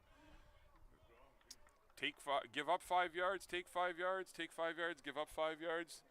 We're back to second down and 10. Yeah, that's got to be. Or sorry, back to first down and 10. It's got to be frustrating for the Junior Argos trying to get something rolling here with the offense. And I've always found on offense when these ticky-tacky penalties are going back and forth, it really drains momentum and anything can get started. So hopefully with a fresh set of downs here, they can settle in and get something moving. Argos come out in the shotgun. 3 receivers to the right, 2 to the left. Running back behind him. And he looks to his right. And he looks and he fires it on a rope. But what a defensive play. Oh, there's a flag called against Kieran Juma. That was a nice defensive play, but he might have got there just a smidge early, it looked like. Yeah, you love that aggression from Kieran, though. He really is a shutdown DB. Just flies to the ball, tries to make plays every time it comes near him. Maybe a little early on that one, but I think as a defensive coach, you're not going to fault him for that aggression. Yeah, and another great throw by Jones. Man, he throws that ball on an absolute rope, right? Mm-hmm. Going to be pass so it is pass interference against the Sabercats, so it'll be a 10-yard penalty, automatic first down. 10-yard penalty makes it first down. So it'll be 10. first down and 10 for the Toronto Jr Argos from their own 45-yard line with 3:25 to play in the third quarter. And I can't help but wonder, Coach, what this game would have looked like if Desmond Marfo was healthy, because it really seemed like he was a feature part of this offense coming into it. And this offense has really had to lean on their pass game as a result. The run game really hasn't had the same kick that it had when we first saw them take the field. So, you know, not to take away from this Sabercats team, they are the #1 team in their division for point differential, but it did seem like this was a different Argos offense when Marfo was in the game. Isaiah Jones takes the handoff, looks to his right. Again, that exact same route, and Juma again. He had his hands on that one as that was intended for Nicholas Vona. Yeah, it didn't look like he was intending to go through him that time. It looked like he was trying to go over and would take that ball himself. What a beautiful play there. And I don't know if that's the guy I want to challenge with 2 plays in a row that are the exact same look, because at some point he's going to make that play his. You wonder if they're trying to set something up here. Maybe try a little slip afterwards or something. Yeah, slip on him or something. So again, Jones, 3 receivers to his left this time, 2 to his right. He takes the snap and he looks back to his right. And he throws. What a throw, and just out of the reach of Nicholas Vona yet again. Pass is incomplete. He's really looking at Vona quite a bit here. And he threw that one into almost triple coverage, and they still almost completed that pass. So those two obviously have some chemistry. So it'll be third down and 10. The Junior Argos are bringing out the punting unit. And there we go back with Hugo Thomas. He's back out to punt again after the last one was blocked. Ren Levesque back to return for the Sabercats. Yeah, and I'm sorry we missed the number of the last punter who came in for him at half, but he looked like he was banged up after that blocked punt too, so that might explain why they've made the shift back to Hugo here.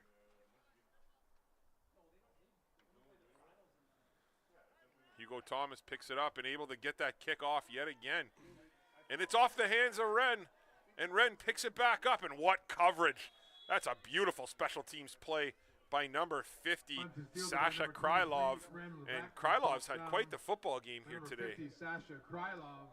Yeah, a lot of impressive athletes here on this Junior Argonauts roster, and I think that I heard from Coach Anto this week that they have a lot of post-secondary opportunities coming up for the young men on this team too. So an impressive display by the Sabercats here, especially missing some key pieces, but this is not a soft team that they put away here. And I mean, there's still, like I said, 3 minutes left to go in the third. Certainly not over in 3-down football, but got to give credit to a lot of the players on this Junior Argonauts team. Sabercats Looking to the sidelines for the play from Coach Antonello. Plays in, Tucker, 3 receivers to his right, 2 to his left. Melchiori right behind him. Fakes it to Melchiori, and he looks, and what a play by number 10. Samuel Almeida, he wasn't fooled at all. But give Tucker credit again. Tucker turned a potential sack into a gain of, what, 4 or 5 yards? So credit to him there. Again, Tucker's scrambling abilities really come into play here in this game. Yeah, and for those who aren't from the Sioux or haven't followed local high school football, Matty Tucker's been the pivot here for this team for 3 years now. Led them to a provincial championship in AA 2 summers ago. Led St. Mary's to a city championship and a NASA championship. So as the years have gone on, he's developed quite the confidence and the toughness at that quarterback position. It's showing here today. Tucker takes the snap. Tucker looks to his left. Holds on to it. Rolls to his right. Oh, and he has a man deep. Oh, and he just missed with AJ Romano. Well, again, luckily he threw it to where only his guy could get it, throwing over the top of 3 defenders. But AJ Romano almost broke that one deep. If Tucker wasn't on the run, running backwards, you think he might have been able to get his legs under him for it. But again, even when Matty Tucker is off, with experience you've seen, he only throws the ball where his guy can get it. Very smart with his placement of the ball this time. So it'll be 3rd down and 8 with 1:43 to play in the 3rd quarter. The Sabercats looking to punt this one off again. Cochamilio. Looks like the Sabercats are missing somebody as Grant Matheson runs onto the field.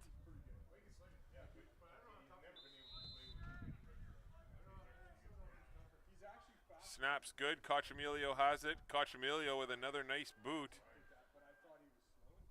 And it takes a bounce right out of bounds at about the 42-yard line, 41-yard line of the Argos. So it'll be 1st down and 10, Toronto Jr Argos with 1:28 to play.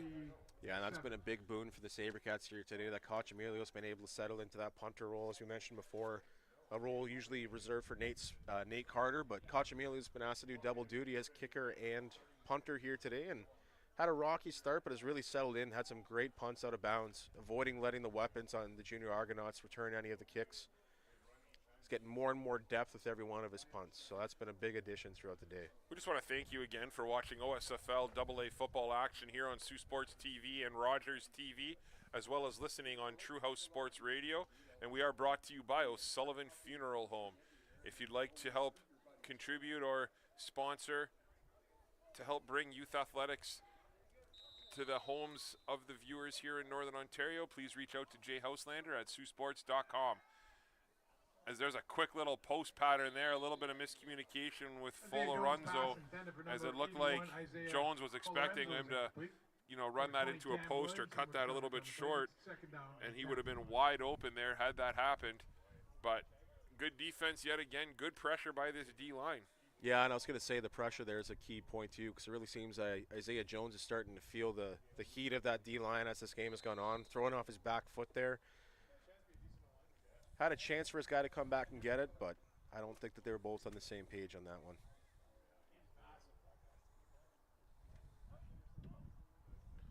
There's the snap again. Jones looking deep. What a ball! Oh. You know what? If he could put a little bit of air under it and let his receivers run under it, they'd have a shot downfield. But that was absolutely blanket coverage on the play. I don't know if that was Mateo Palumbo or what, but Palumbo was just all over the receiver there, and that's just great coverage. Yeah, and I mean, it's nice to have a quarterback with that type of arm, but when a defense is blanketing your receivers like that too, there's a reason why they haven't really taken that deep shot very much here today. We saw it earlier throwing to Thomas Hugo, but even that was a jump ball, high point catch. There's really been no space for the receivers downfield on the wideouts.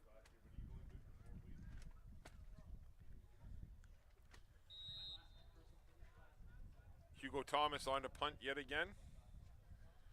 He takes the snap, and it's blocked! And it's blocked by Liam Ouellette, and Ouellette picks it up and brings it in for the touchdown! Liam Ouellette with a block, the scoop, and the score. Well, once again, another special teams play proving big for the Sabercats here today. That's a second punt block. We also saw a fumble recovery on the kickoff that the Sabercats were able to take to the house. That has been the key factor here today in this battle. It's been the special teams play of the Sabercats, and what a what a moment for Liam Ouellette, not only to block that, but to pick it up off the bounce and take it home. Yeah, that's a heck of a play there, and that's a backbreaker here for this Argos team. Yeah, and you got to sympathize with the Junior Argonauts because the scoreline does not indicate how tight this game was, how much these two defenses really went toe-to-toe today, making both offenses fight for every first down. You know, special teams, like we said, has been the key factor here today, and I think that's something that Coach Anto would have been happy with if you told him before the game, considering the weapons that he was missing coming in. Yeah, no question. 31-2 now is the score, looking to extend that lead a little bit more, and they're able to do so. So that'll be a 32-2 lead with 38.8 seconds to play here in the third quarter.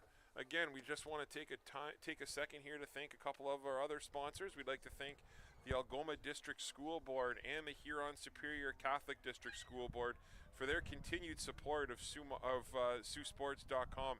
You know, that's one of the things that we're most proud of here is we are able to cover a variety of high school sports here in Sault Ste. Marie, both boys and girls. And that was one thing, Johnny, that's why I'm so passionate about doing this, is I wish we had this back when we were younger and back when we played, right? And I think, you know, it's something cool for the kids to experience.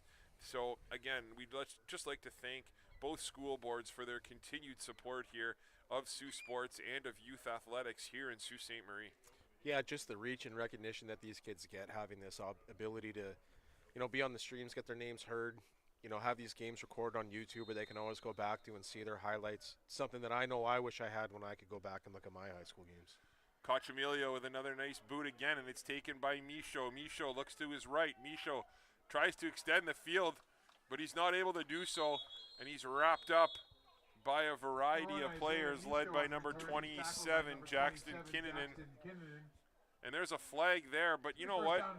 Blair Boudreau deserves a lot of credit there. Boudreau was coming down and, you know, didn't allow him to get to the outside there as Michaud was trying to take it around. So we'll see what the flag is with 29.9 seconds to go. It's going to be an unsportsmanlike call, and it's going to go against the Argos. So that's going to push them back another 15 yards, bringing them to within their 10-yard line. Yeah, you know, it takes a coach to recognize a good contain, I think, sometimes. You notice that when there's no good contain, usually as a coach, because it usually goes for a touchdown the opposite way, especially when you have someone like Michaud who has the ability to take it to the house. And then with the Argonauts, with that unsportsmanlike or objectionable conduct call, you know, this becomes a battle for the coaches when you're down a big score line late in the game. It's just keeping your players focused on, you know, disciplines, keeping their head in the game. It's easy to let tempers flare when the score line starts to get out of hand like this. So it'll be first down and 10 for the Junior Argos from their own, I think it's their own 12-yard line. Going right to left on your radio dial. Jones takes it, hands it off, and there's a big hole. That's a big run there for the Argos, number 26, Laurent Cootie Hadjadoufi, with a nice hard run brought down by Jackson Kinnunen. That's close to a first down. They're going to give him 9.5 yards. So this will be the last play of the third quarter, barring a penalty. Yeah, and credit to Laurent.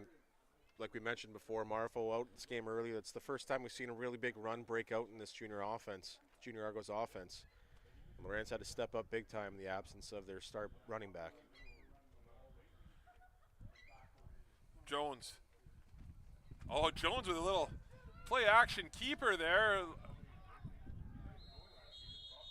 And he decides to keep the football, and he still wants to run with it. That's a big run there. It's the first time I think we've seen Isaiah Jones run a quarterback keeper like that. And that's going to be enough for, we're going to call that a 12-yard gain, and it'll be first down and 10 to start the fourth quarter as the Toronto Jr Argos with two nice runs to start the drive. Yeah, I know we called for that a little bit earlier. I understand coaches, especially early in the season, are hesitant to run their quarterback too often. But we saw him with some great scramble ability and some speed earlier in the game on one of his elusive plays out of the pocket. You know, maybe that's a weapon that they can exploit maybe in the future, especially if they don't have Marfo for next week. Obviously, we hope that he'll be good and set for the next game. but Isaiah Jones certainly has some burst as a runner, that's for sure.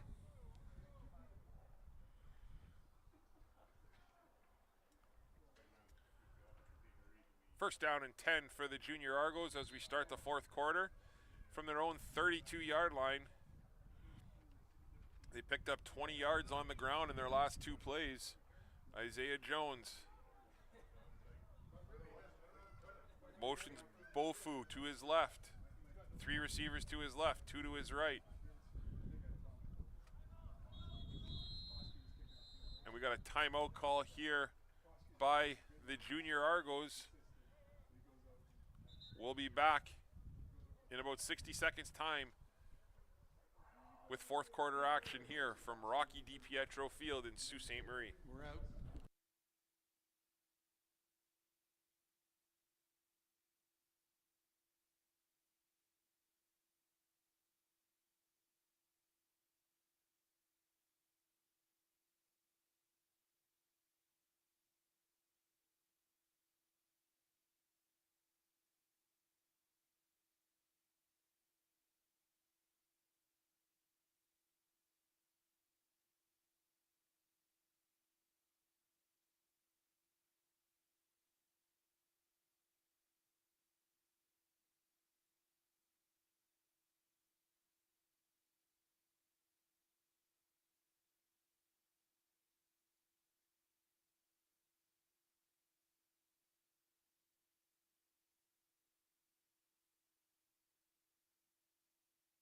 Back to Rocky DiPietro Field here in Sault Ste. Marie. And there's a fumbled snap, and it's picked up by Jones, I believe, or they're still fighting for it. Jones doesn't have it. There's a battle for it. We're going to have to see who comes out with the football. Yeah, I think it's kind of wobbled between his feet as he went down to pick it up, and someone pulled him forward, and it is Sabercats. Yeah, the Sault Sabercats recover the fumble, led by number 48, Ethan Fisher. Recovered by the Sabercats. Yeah, and it's just, when you get down this big as a team, it's hard to stay focused and stay disciplined, you know, stay committed to playing with the same integrity you did earlier. It's just really hard to fight through that mental fog when the scoreline's not close, and you're starting to see some mistakes like that. The last play they tried to run, there's just some formation issues, forced a timeout. But it's really disappointing because going into this quarter, we saw a couple of great run plays, and it seemed like the offensive line was starting to get rolling. They were starting to fight back a bit. And then here, another momentum-killing play here. A fumble on the snap. And the Sabercats back with it on their own, or on the opposition's 26-yard line, 27-yard line. Are you surprised to see Matty Tucker still in the game here? I mean, if they're going to run the ball a lot, I'm not too disappointed in it. But I think they also might be trying to get to that, you know, that 35-point differential so they can start to get their backups in and run the clock down. Tucker fakes the handoff, and he rolls and he throws it. And nice catch on the outside by Ren Levesque. That's a beautiful catch with the hands along the sidelines. Yeah, that takes focus, concentration, some athleticism in there too. It's hard to keep your balance when you're trying to stay in bounds and watch the ball in your hands at the same time. So impressive play there by Ren. That'll be enough for a first down. It'll be first down and 10. And just like that, on cue, just like they did last time, they let Matty Tucker throw one more ball, and then they put in Alex Hayes. So Hayes now in at quarterback. Hayes hands it off. Oh, a nice play yet again by number 50, Sasha Krylov.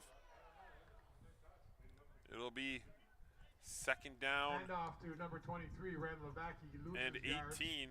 Alex Hayes has played in almost every game this season, I think, due to the score. But I don't think he's thrown a pass yet. So it'll be interesting to see if they give him a chance to throw the ball here. Well, second along here, there's a chance that they might have to here if they're still serious about scoring on this drive. Plays blowing in. They're lining up in quads right. Ethan Cerro motions out. Hayes looks. And Hayes looks to Ethan in the end zone. And it's just out of his reach. What a beautiful play there, and that's a nice ball by Hayes. He put it where only his guy could get it. Yeah, and Severo on wheel routes, one heck of a call. Oh, absolutely. What do you think of all the positions that he's played over the years? To have him out there as the deep shot's pretty impressive. you know what, his dad makes such good pizza that, you know, maybe he had one too many slices. Couldn't run that one down. Well, you can't convince him of that. Oh, Despite his build, he wants to be the athlete at all absolutely. times. That was a heck of a play. And what wheels, though? I mean, he almost got to that ball, too, right? Yeah, it was well timed. Yeah. Good recovery by the DB, though, to make it tight. So it looks like the Sabercats are going to attempt the field goal here. Timeout called, it sounds like. Timeout, Sabercats.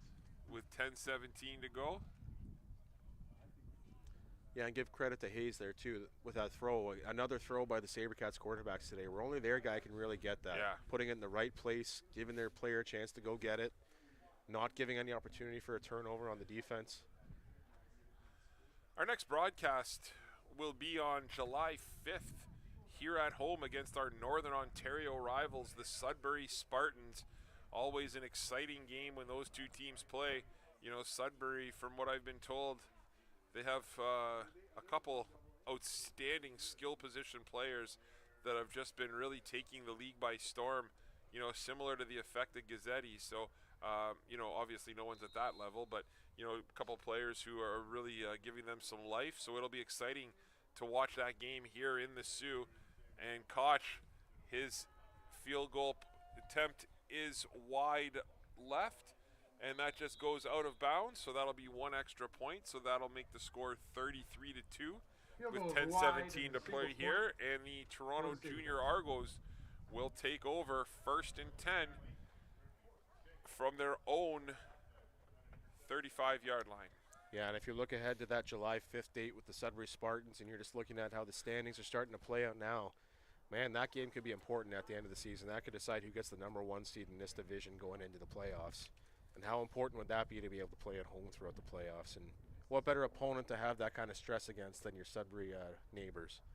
Yeah, and, you know, just want to give a quick shout out here to the coaching staff of the Sioux Thunderbirds and the Toronto Jr Argos.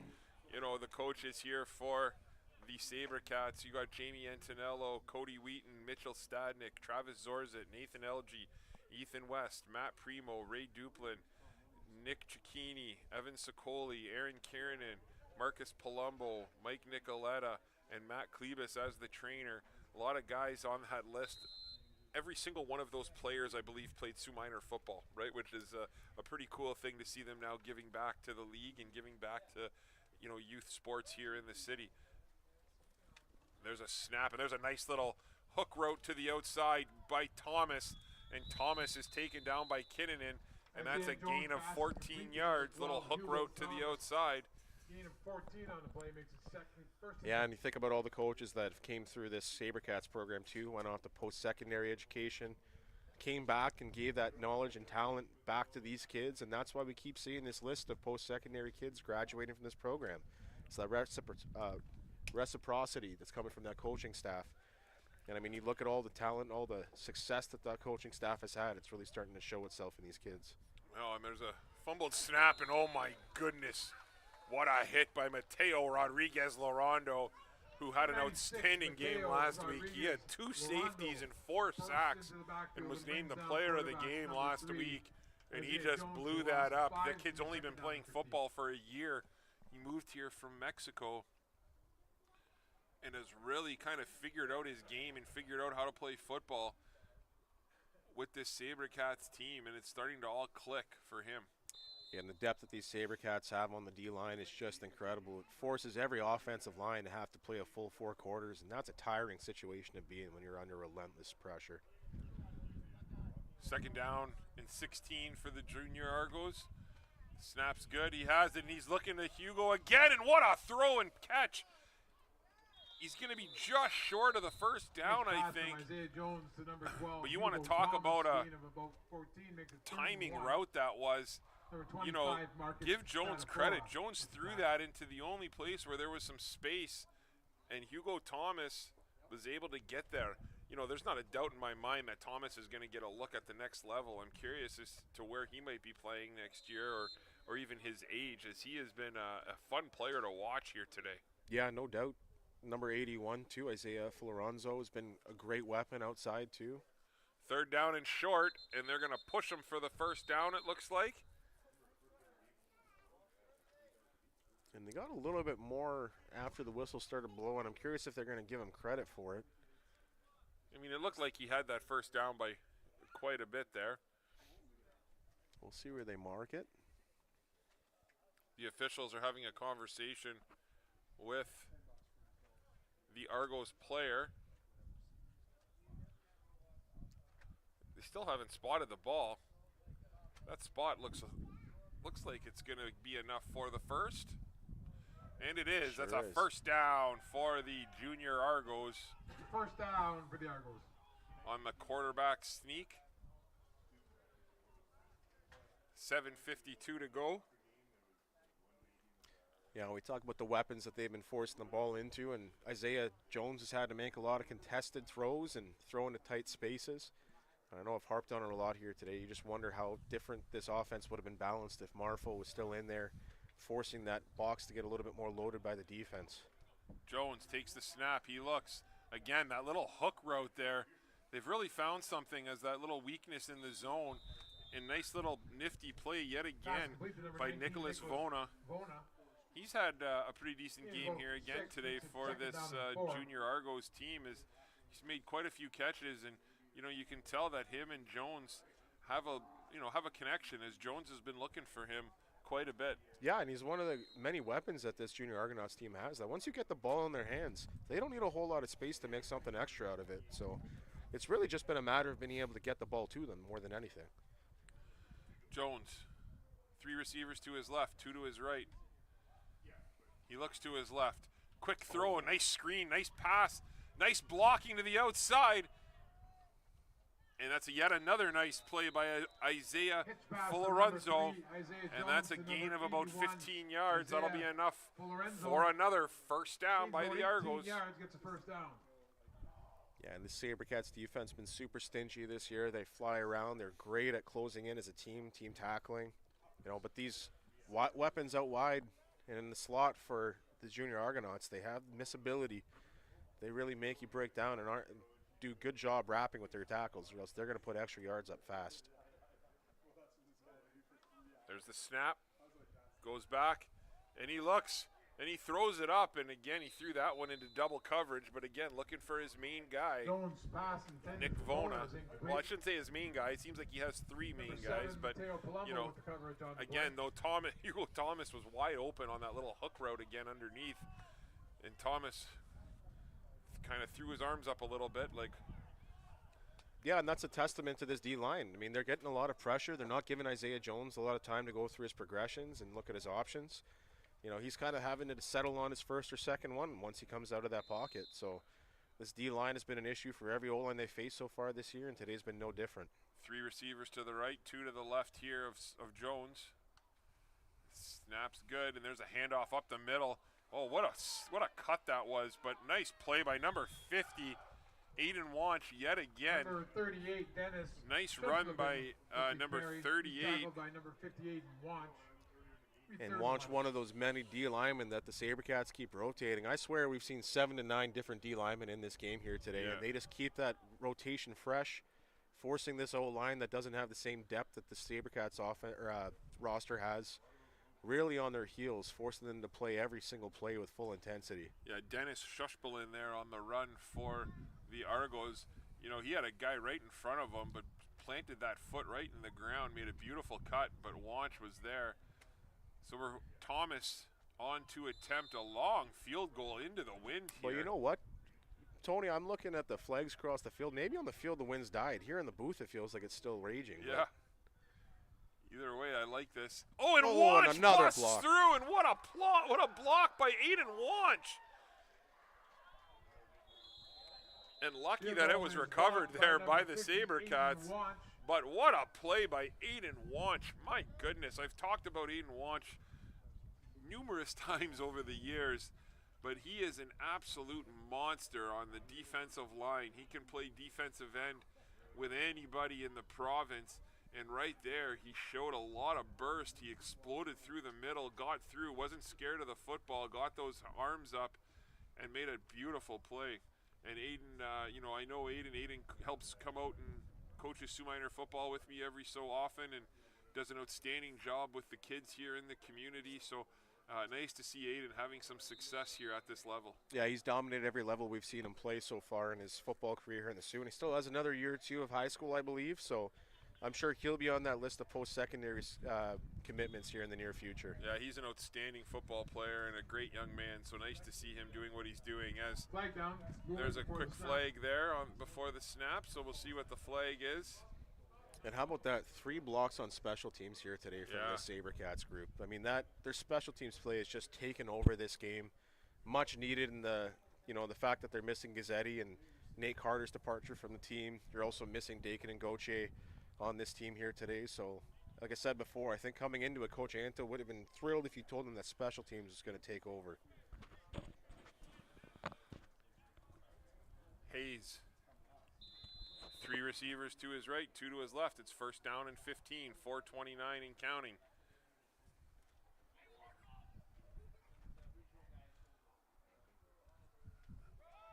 And Hayes rolls to his right. He's looking.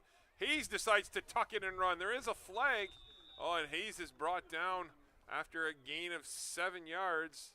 Alex Hayes tucks and runs and gains about 6 yards. Yeah, he thought about that right up to the Yeah. last second. He was looking downfield, seeing who could get open. I like that though, right? You know, just, kid who hasn't had a whole lot of action here, and a lot of times, we see it with Tucker, right? Tucker will sneak out of the pocket and look to run, and I like the fact that Hayes, looked to throw the ball all the way up until the last second, right? So just two different types of player, and I think Tucker and Hayes, they're both quarterbacks at St. Mary's right now, and they both complement each other really well, right? You want your quarterbacks to be able to do the same thing, and they're the same type of player, they're the same type of quarterback, so at least the coaching staff has some consistency there at the position, which is, never a bad thing, as we all know the importance of having quarterbacks.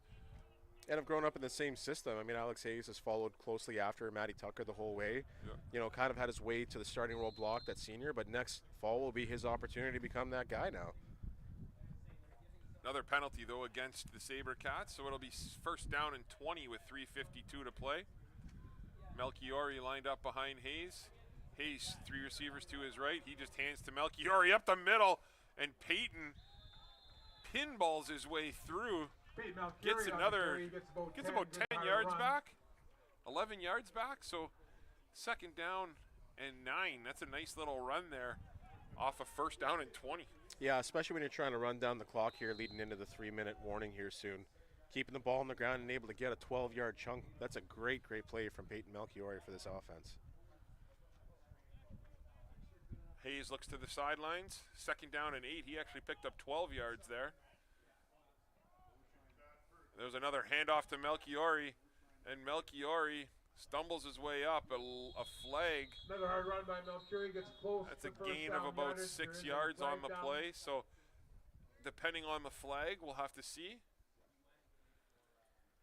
And I'm not sure what the flag was, but Soreo motioning in from the H-back position to seal that end gives Melchiori the chance to fly up that wall of offensive linemen. Offside on the offense.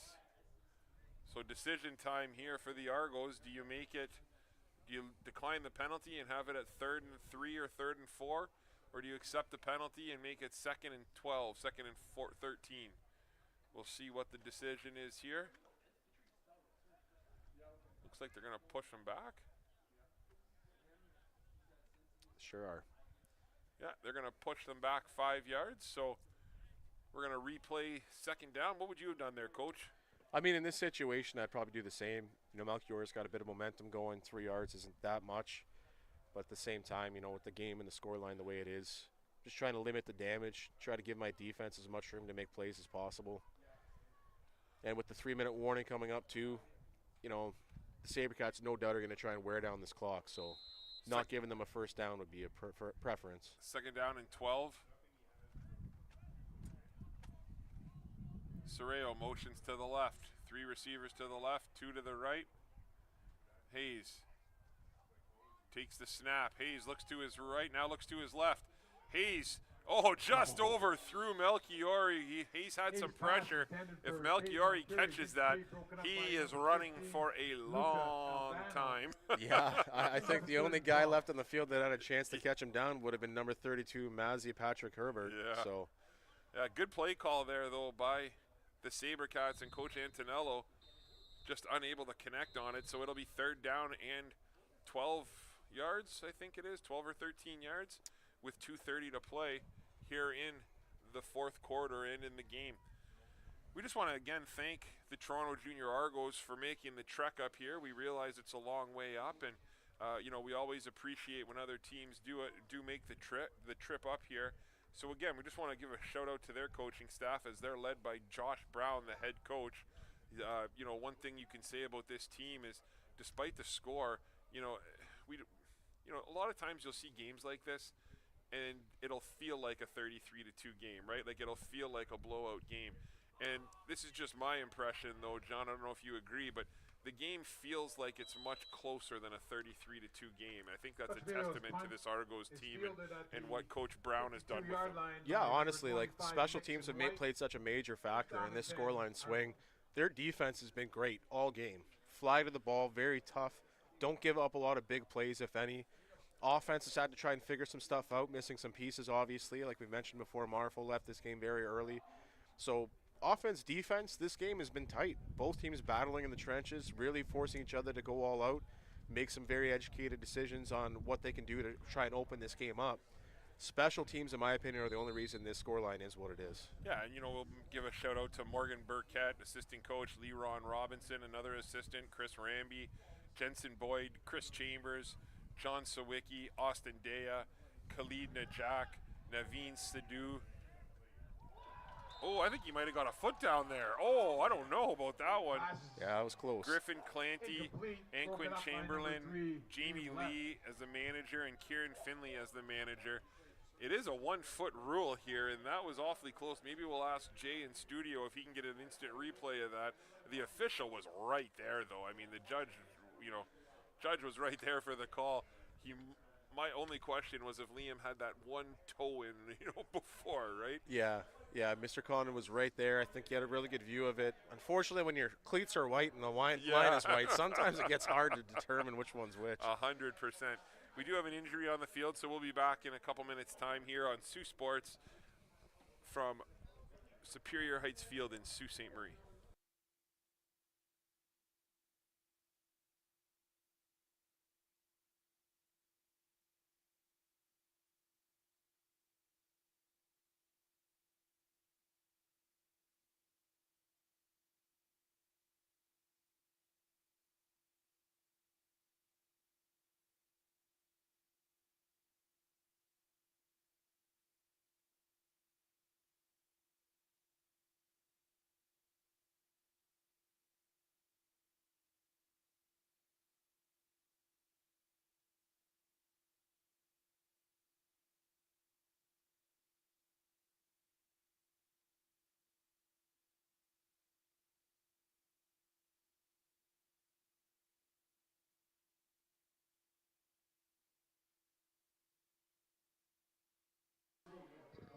Welcome back. Isaiah Jones able to walk off there, and Hugo Thomas now in at quarterback as the backup with 2:08 to play. So we'll see what Thomas can do. 3 receivers to his left, 2 to his right, and the ball just laying there, but nice heads-up play by number 26, Laurent Cootie Hajadufi again. Man, that ball sat on the field for a long time. Coach, I think that's one of those plays where they're going to call it everyone but the center, but it was the center who twitched, and then he couldn't get the ball off the ground when he tried to send it back the second time. But that's just nerves. The game's out of hand. I feel like sometimes it's tough to keep your head in the game the way that you were earlier on. So absolutely. So false. They're going to call an offside on the offense. Also, so we did get confirmation that interception was, in fact, out of bounds. But, yeah, new quarterback in. Cadence is now different. Center may be expecting the ball to be snapped at a certain point because the cadence of the previous quarterback was at a different tempo. I think that might explain what the issue was there. Yeah, and again, like we said, he was actually out of bounds, so good call by the official who was standing right there. Believe it or not, us announcers have been wrong once before, so And official Corelli will let us know every time that's the case. Back in 2009, I think we were wrong once as well, right? Yeah. So. Yeah. Timeout call here by the Toronto Jr Argos. But overall, though, in all seriousness, I know we kind of joke a little bit, but the officials today, I think they've done a remarkable job, both ways. They've just called a terrific game here, and these guys don't have it easy, right? There was unfortunately the JV game was canceled earlier today, but the Sault Steelers, like we mentioned, do play in 20 minutes, so some of these guys have to hustle. 7:30 they're going to play.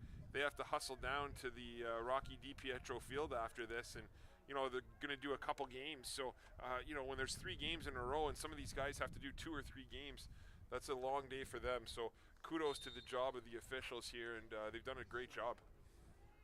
Thomas now takes it, and there's a fake punt.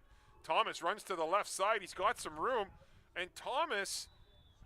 Oh, he's going to be real close to the first down. What do you think? Yeah, it's just a matter of where he stepped out. I think he's going to be out at about the 50-yard line, so just short based on where he dipped out. But he made it real close. And it looks like 51-yard line maybe. The Sabercats offense is already running out. So, yeah, I guess he was out pretty early. So, with 1:43 to play, the Sault Sabercats are going to have the ball one last time on offense. And again, we just want to thank our sponsors yet again. O'Sullivan Funeral Home here in Sault Ste. Marie, True North Radio, Swing Away Batting Cages, Freeze Frame Photos, the Sue Pee Wee Pro Shop, the J Team, Jason and Joanna down at Century 21 Choice Realty, the Huron Superior Catholic District School Board, the Algoma District School Board, Algoma Thunderbirds Athletics, Gen 7 in Rankin, and Gus's Pizza here in Sault Ste. Marie. We thank you all for your continued support of youth athletics in Sault Ste. Marie. Here comes the Sabercats again, and they're just going to hand it off up the middle, and another big play by number 97, Khalid Ibrahim. Yeah, and credit to this defense. We've given them a lot of kudos today. They are not quitting on this game. They are continuing to play stout. They have not given this offense a whole lot to work with here today, and this is one of the best offenses in the division. Hayes is going to take the handoff here, or take the snap, sorry. 3 receivers to the left, 2 to the right. He looks to his left. Now he looks to his right, and he hits Drayden Brock for his first catch of the game, and that's a short gain there. His pass is complete to number 18, Drayden Brock. It looked like number 52 again, Brandon Tucker. So a lot of linebackers and players in the box getting in on the tackling here for the Junior Argonauts. They have a well-balanced defense. They all fly to the ball. Really don't like to try to repeat myself too often, but they've been really impressive as a unit here today. They are certainly not the reason this scoreline is what it is. So the Sabercats on to punt the ball here.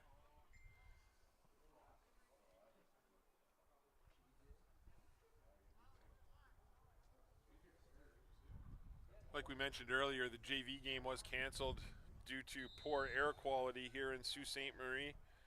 Those wildfires that are going on, it's crazy the amount of haze and things that we get here from that. So they decided to make that executive decision, but as the day progressed and as there was a ton of wind, right? We had a windy day here, which obviously can help things out, and the air quality did improve as the day went on, so they were able to get this game in, and they are going to be able to get the Sault Steelers game in, so that's good news. So we got 2 out of 3 games anyway here in the Sioux, and the unfortunate thing about the game being canceled is, especially in that JV division, is that counts as a tie, right? So now that Sabercats team has 2 ties on the season in a league where you're not supposed to be able to tie. So it's going to be interesting to see how that helps shape out the standings, right? Yeah, so an unfortunate miscommunication from the officials down in Peterborough a couple weeks ago where they didn't know that overtime was a part of the rule book for this league, a mistake that went unchallenged for whatever reason, and then today with the unfortunate circumstance of our air quality index being too high in the morning, that led to 2, and like you said, the irony and the chances of that happening, I don't know if we'll ever see that again in a league with no ties. Yeah, no question. And there's another fumble. Nice to see Jones back in the game, though. I also found it ironic that a team from Toronto came up here and they didn't play due to poor air quality. Okay. I'm staying out of that one. That irony isn't lost on me at all. But yeah. So nice to see Isaiah Jones back in the game. I think that's a big picture item here for the Junior Argos. So, you know, again, in games and situations like this, last thing you want to see is any injuries to anybody. So big play there, and that's nice to see him back in the game, and also nice to see that he wants to come back out in a game like this, right? Yeah. Again, that shows the leadership of the young man and kind of the pride that this team has, right? Well, they haven't quit today. You got to give this Toronto group the credit for the toughness, the integrity they have as a unit. Their coaching staff have kept them engaged. Last couple of plays they made on defense, couple of stops for losses, their coaches were firing them up, still keeping them engaged and excited about playing the game of football. So big credit to this Junior Argos team because they have stuck through it even when the scoreline got sloppy. So it'll be 3rd down and 10 here, and looks like they're going to bring out the punting unit one last time. And then the Sabercats will likely just take a couple knees, and that should do it here. So let's just hope, you know, you don't want to see anything drastic or anything wild and crazy here. You just want both teams to get out of this healthy. As Juma back to return this kick here by Thomas. Hopefully, I'd like to see Thomas just boom one here, right? Let's see that leg. Strong. And Thomas is just going to let the clock run out here, or run down a little bit. Smart play. There's a snap. Great snap. Nice kick again. Takes a friendly bounce now into the hands of Juma. Juma plants and he switches directions. And Juma makes a man miss. Oh, great special teams tackle. Shocker by number 12, Hugo Thomas, right? Yeah. Making it all the way downfield to finish up his own play. Absolutely. So with 0.9 seconds to go, I believe, oh, there's a flag there. I'm not sure who that's going to go against. He's looking at, the official is looking at the Sabercats bench.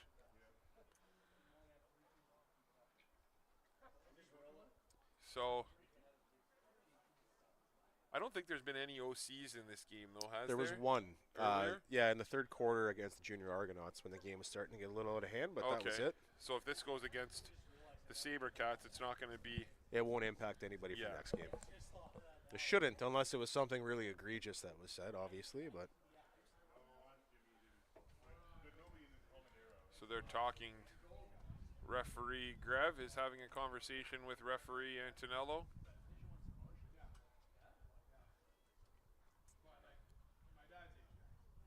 So again, we just want to thank everybody for tuning in to Sault Sabercats football here on Sault Sports TV, as well as on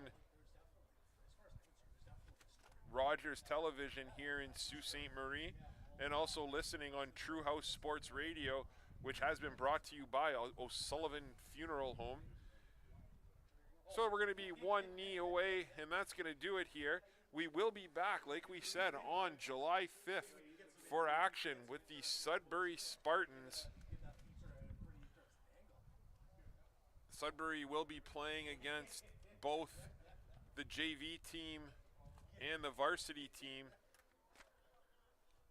So it'll be exciting to watch that Northern Ontario rivalry. Potentially big implications in the standings at that point in the season, too.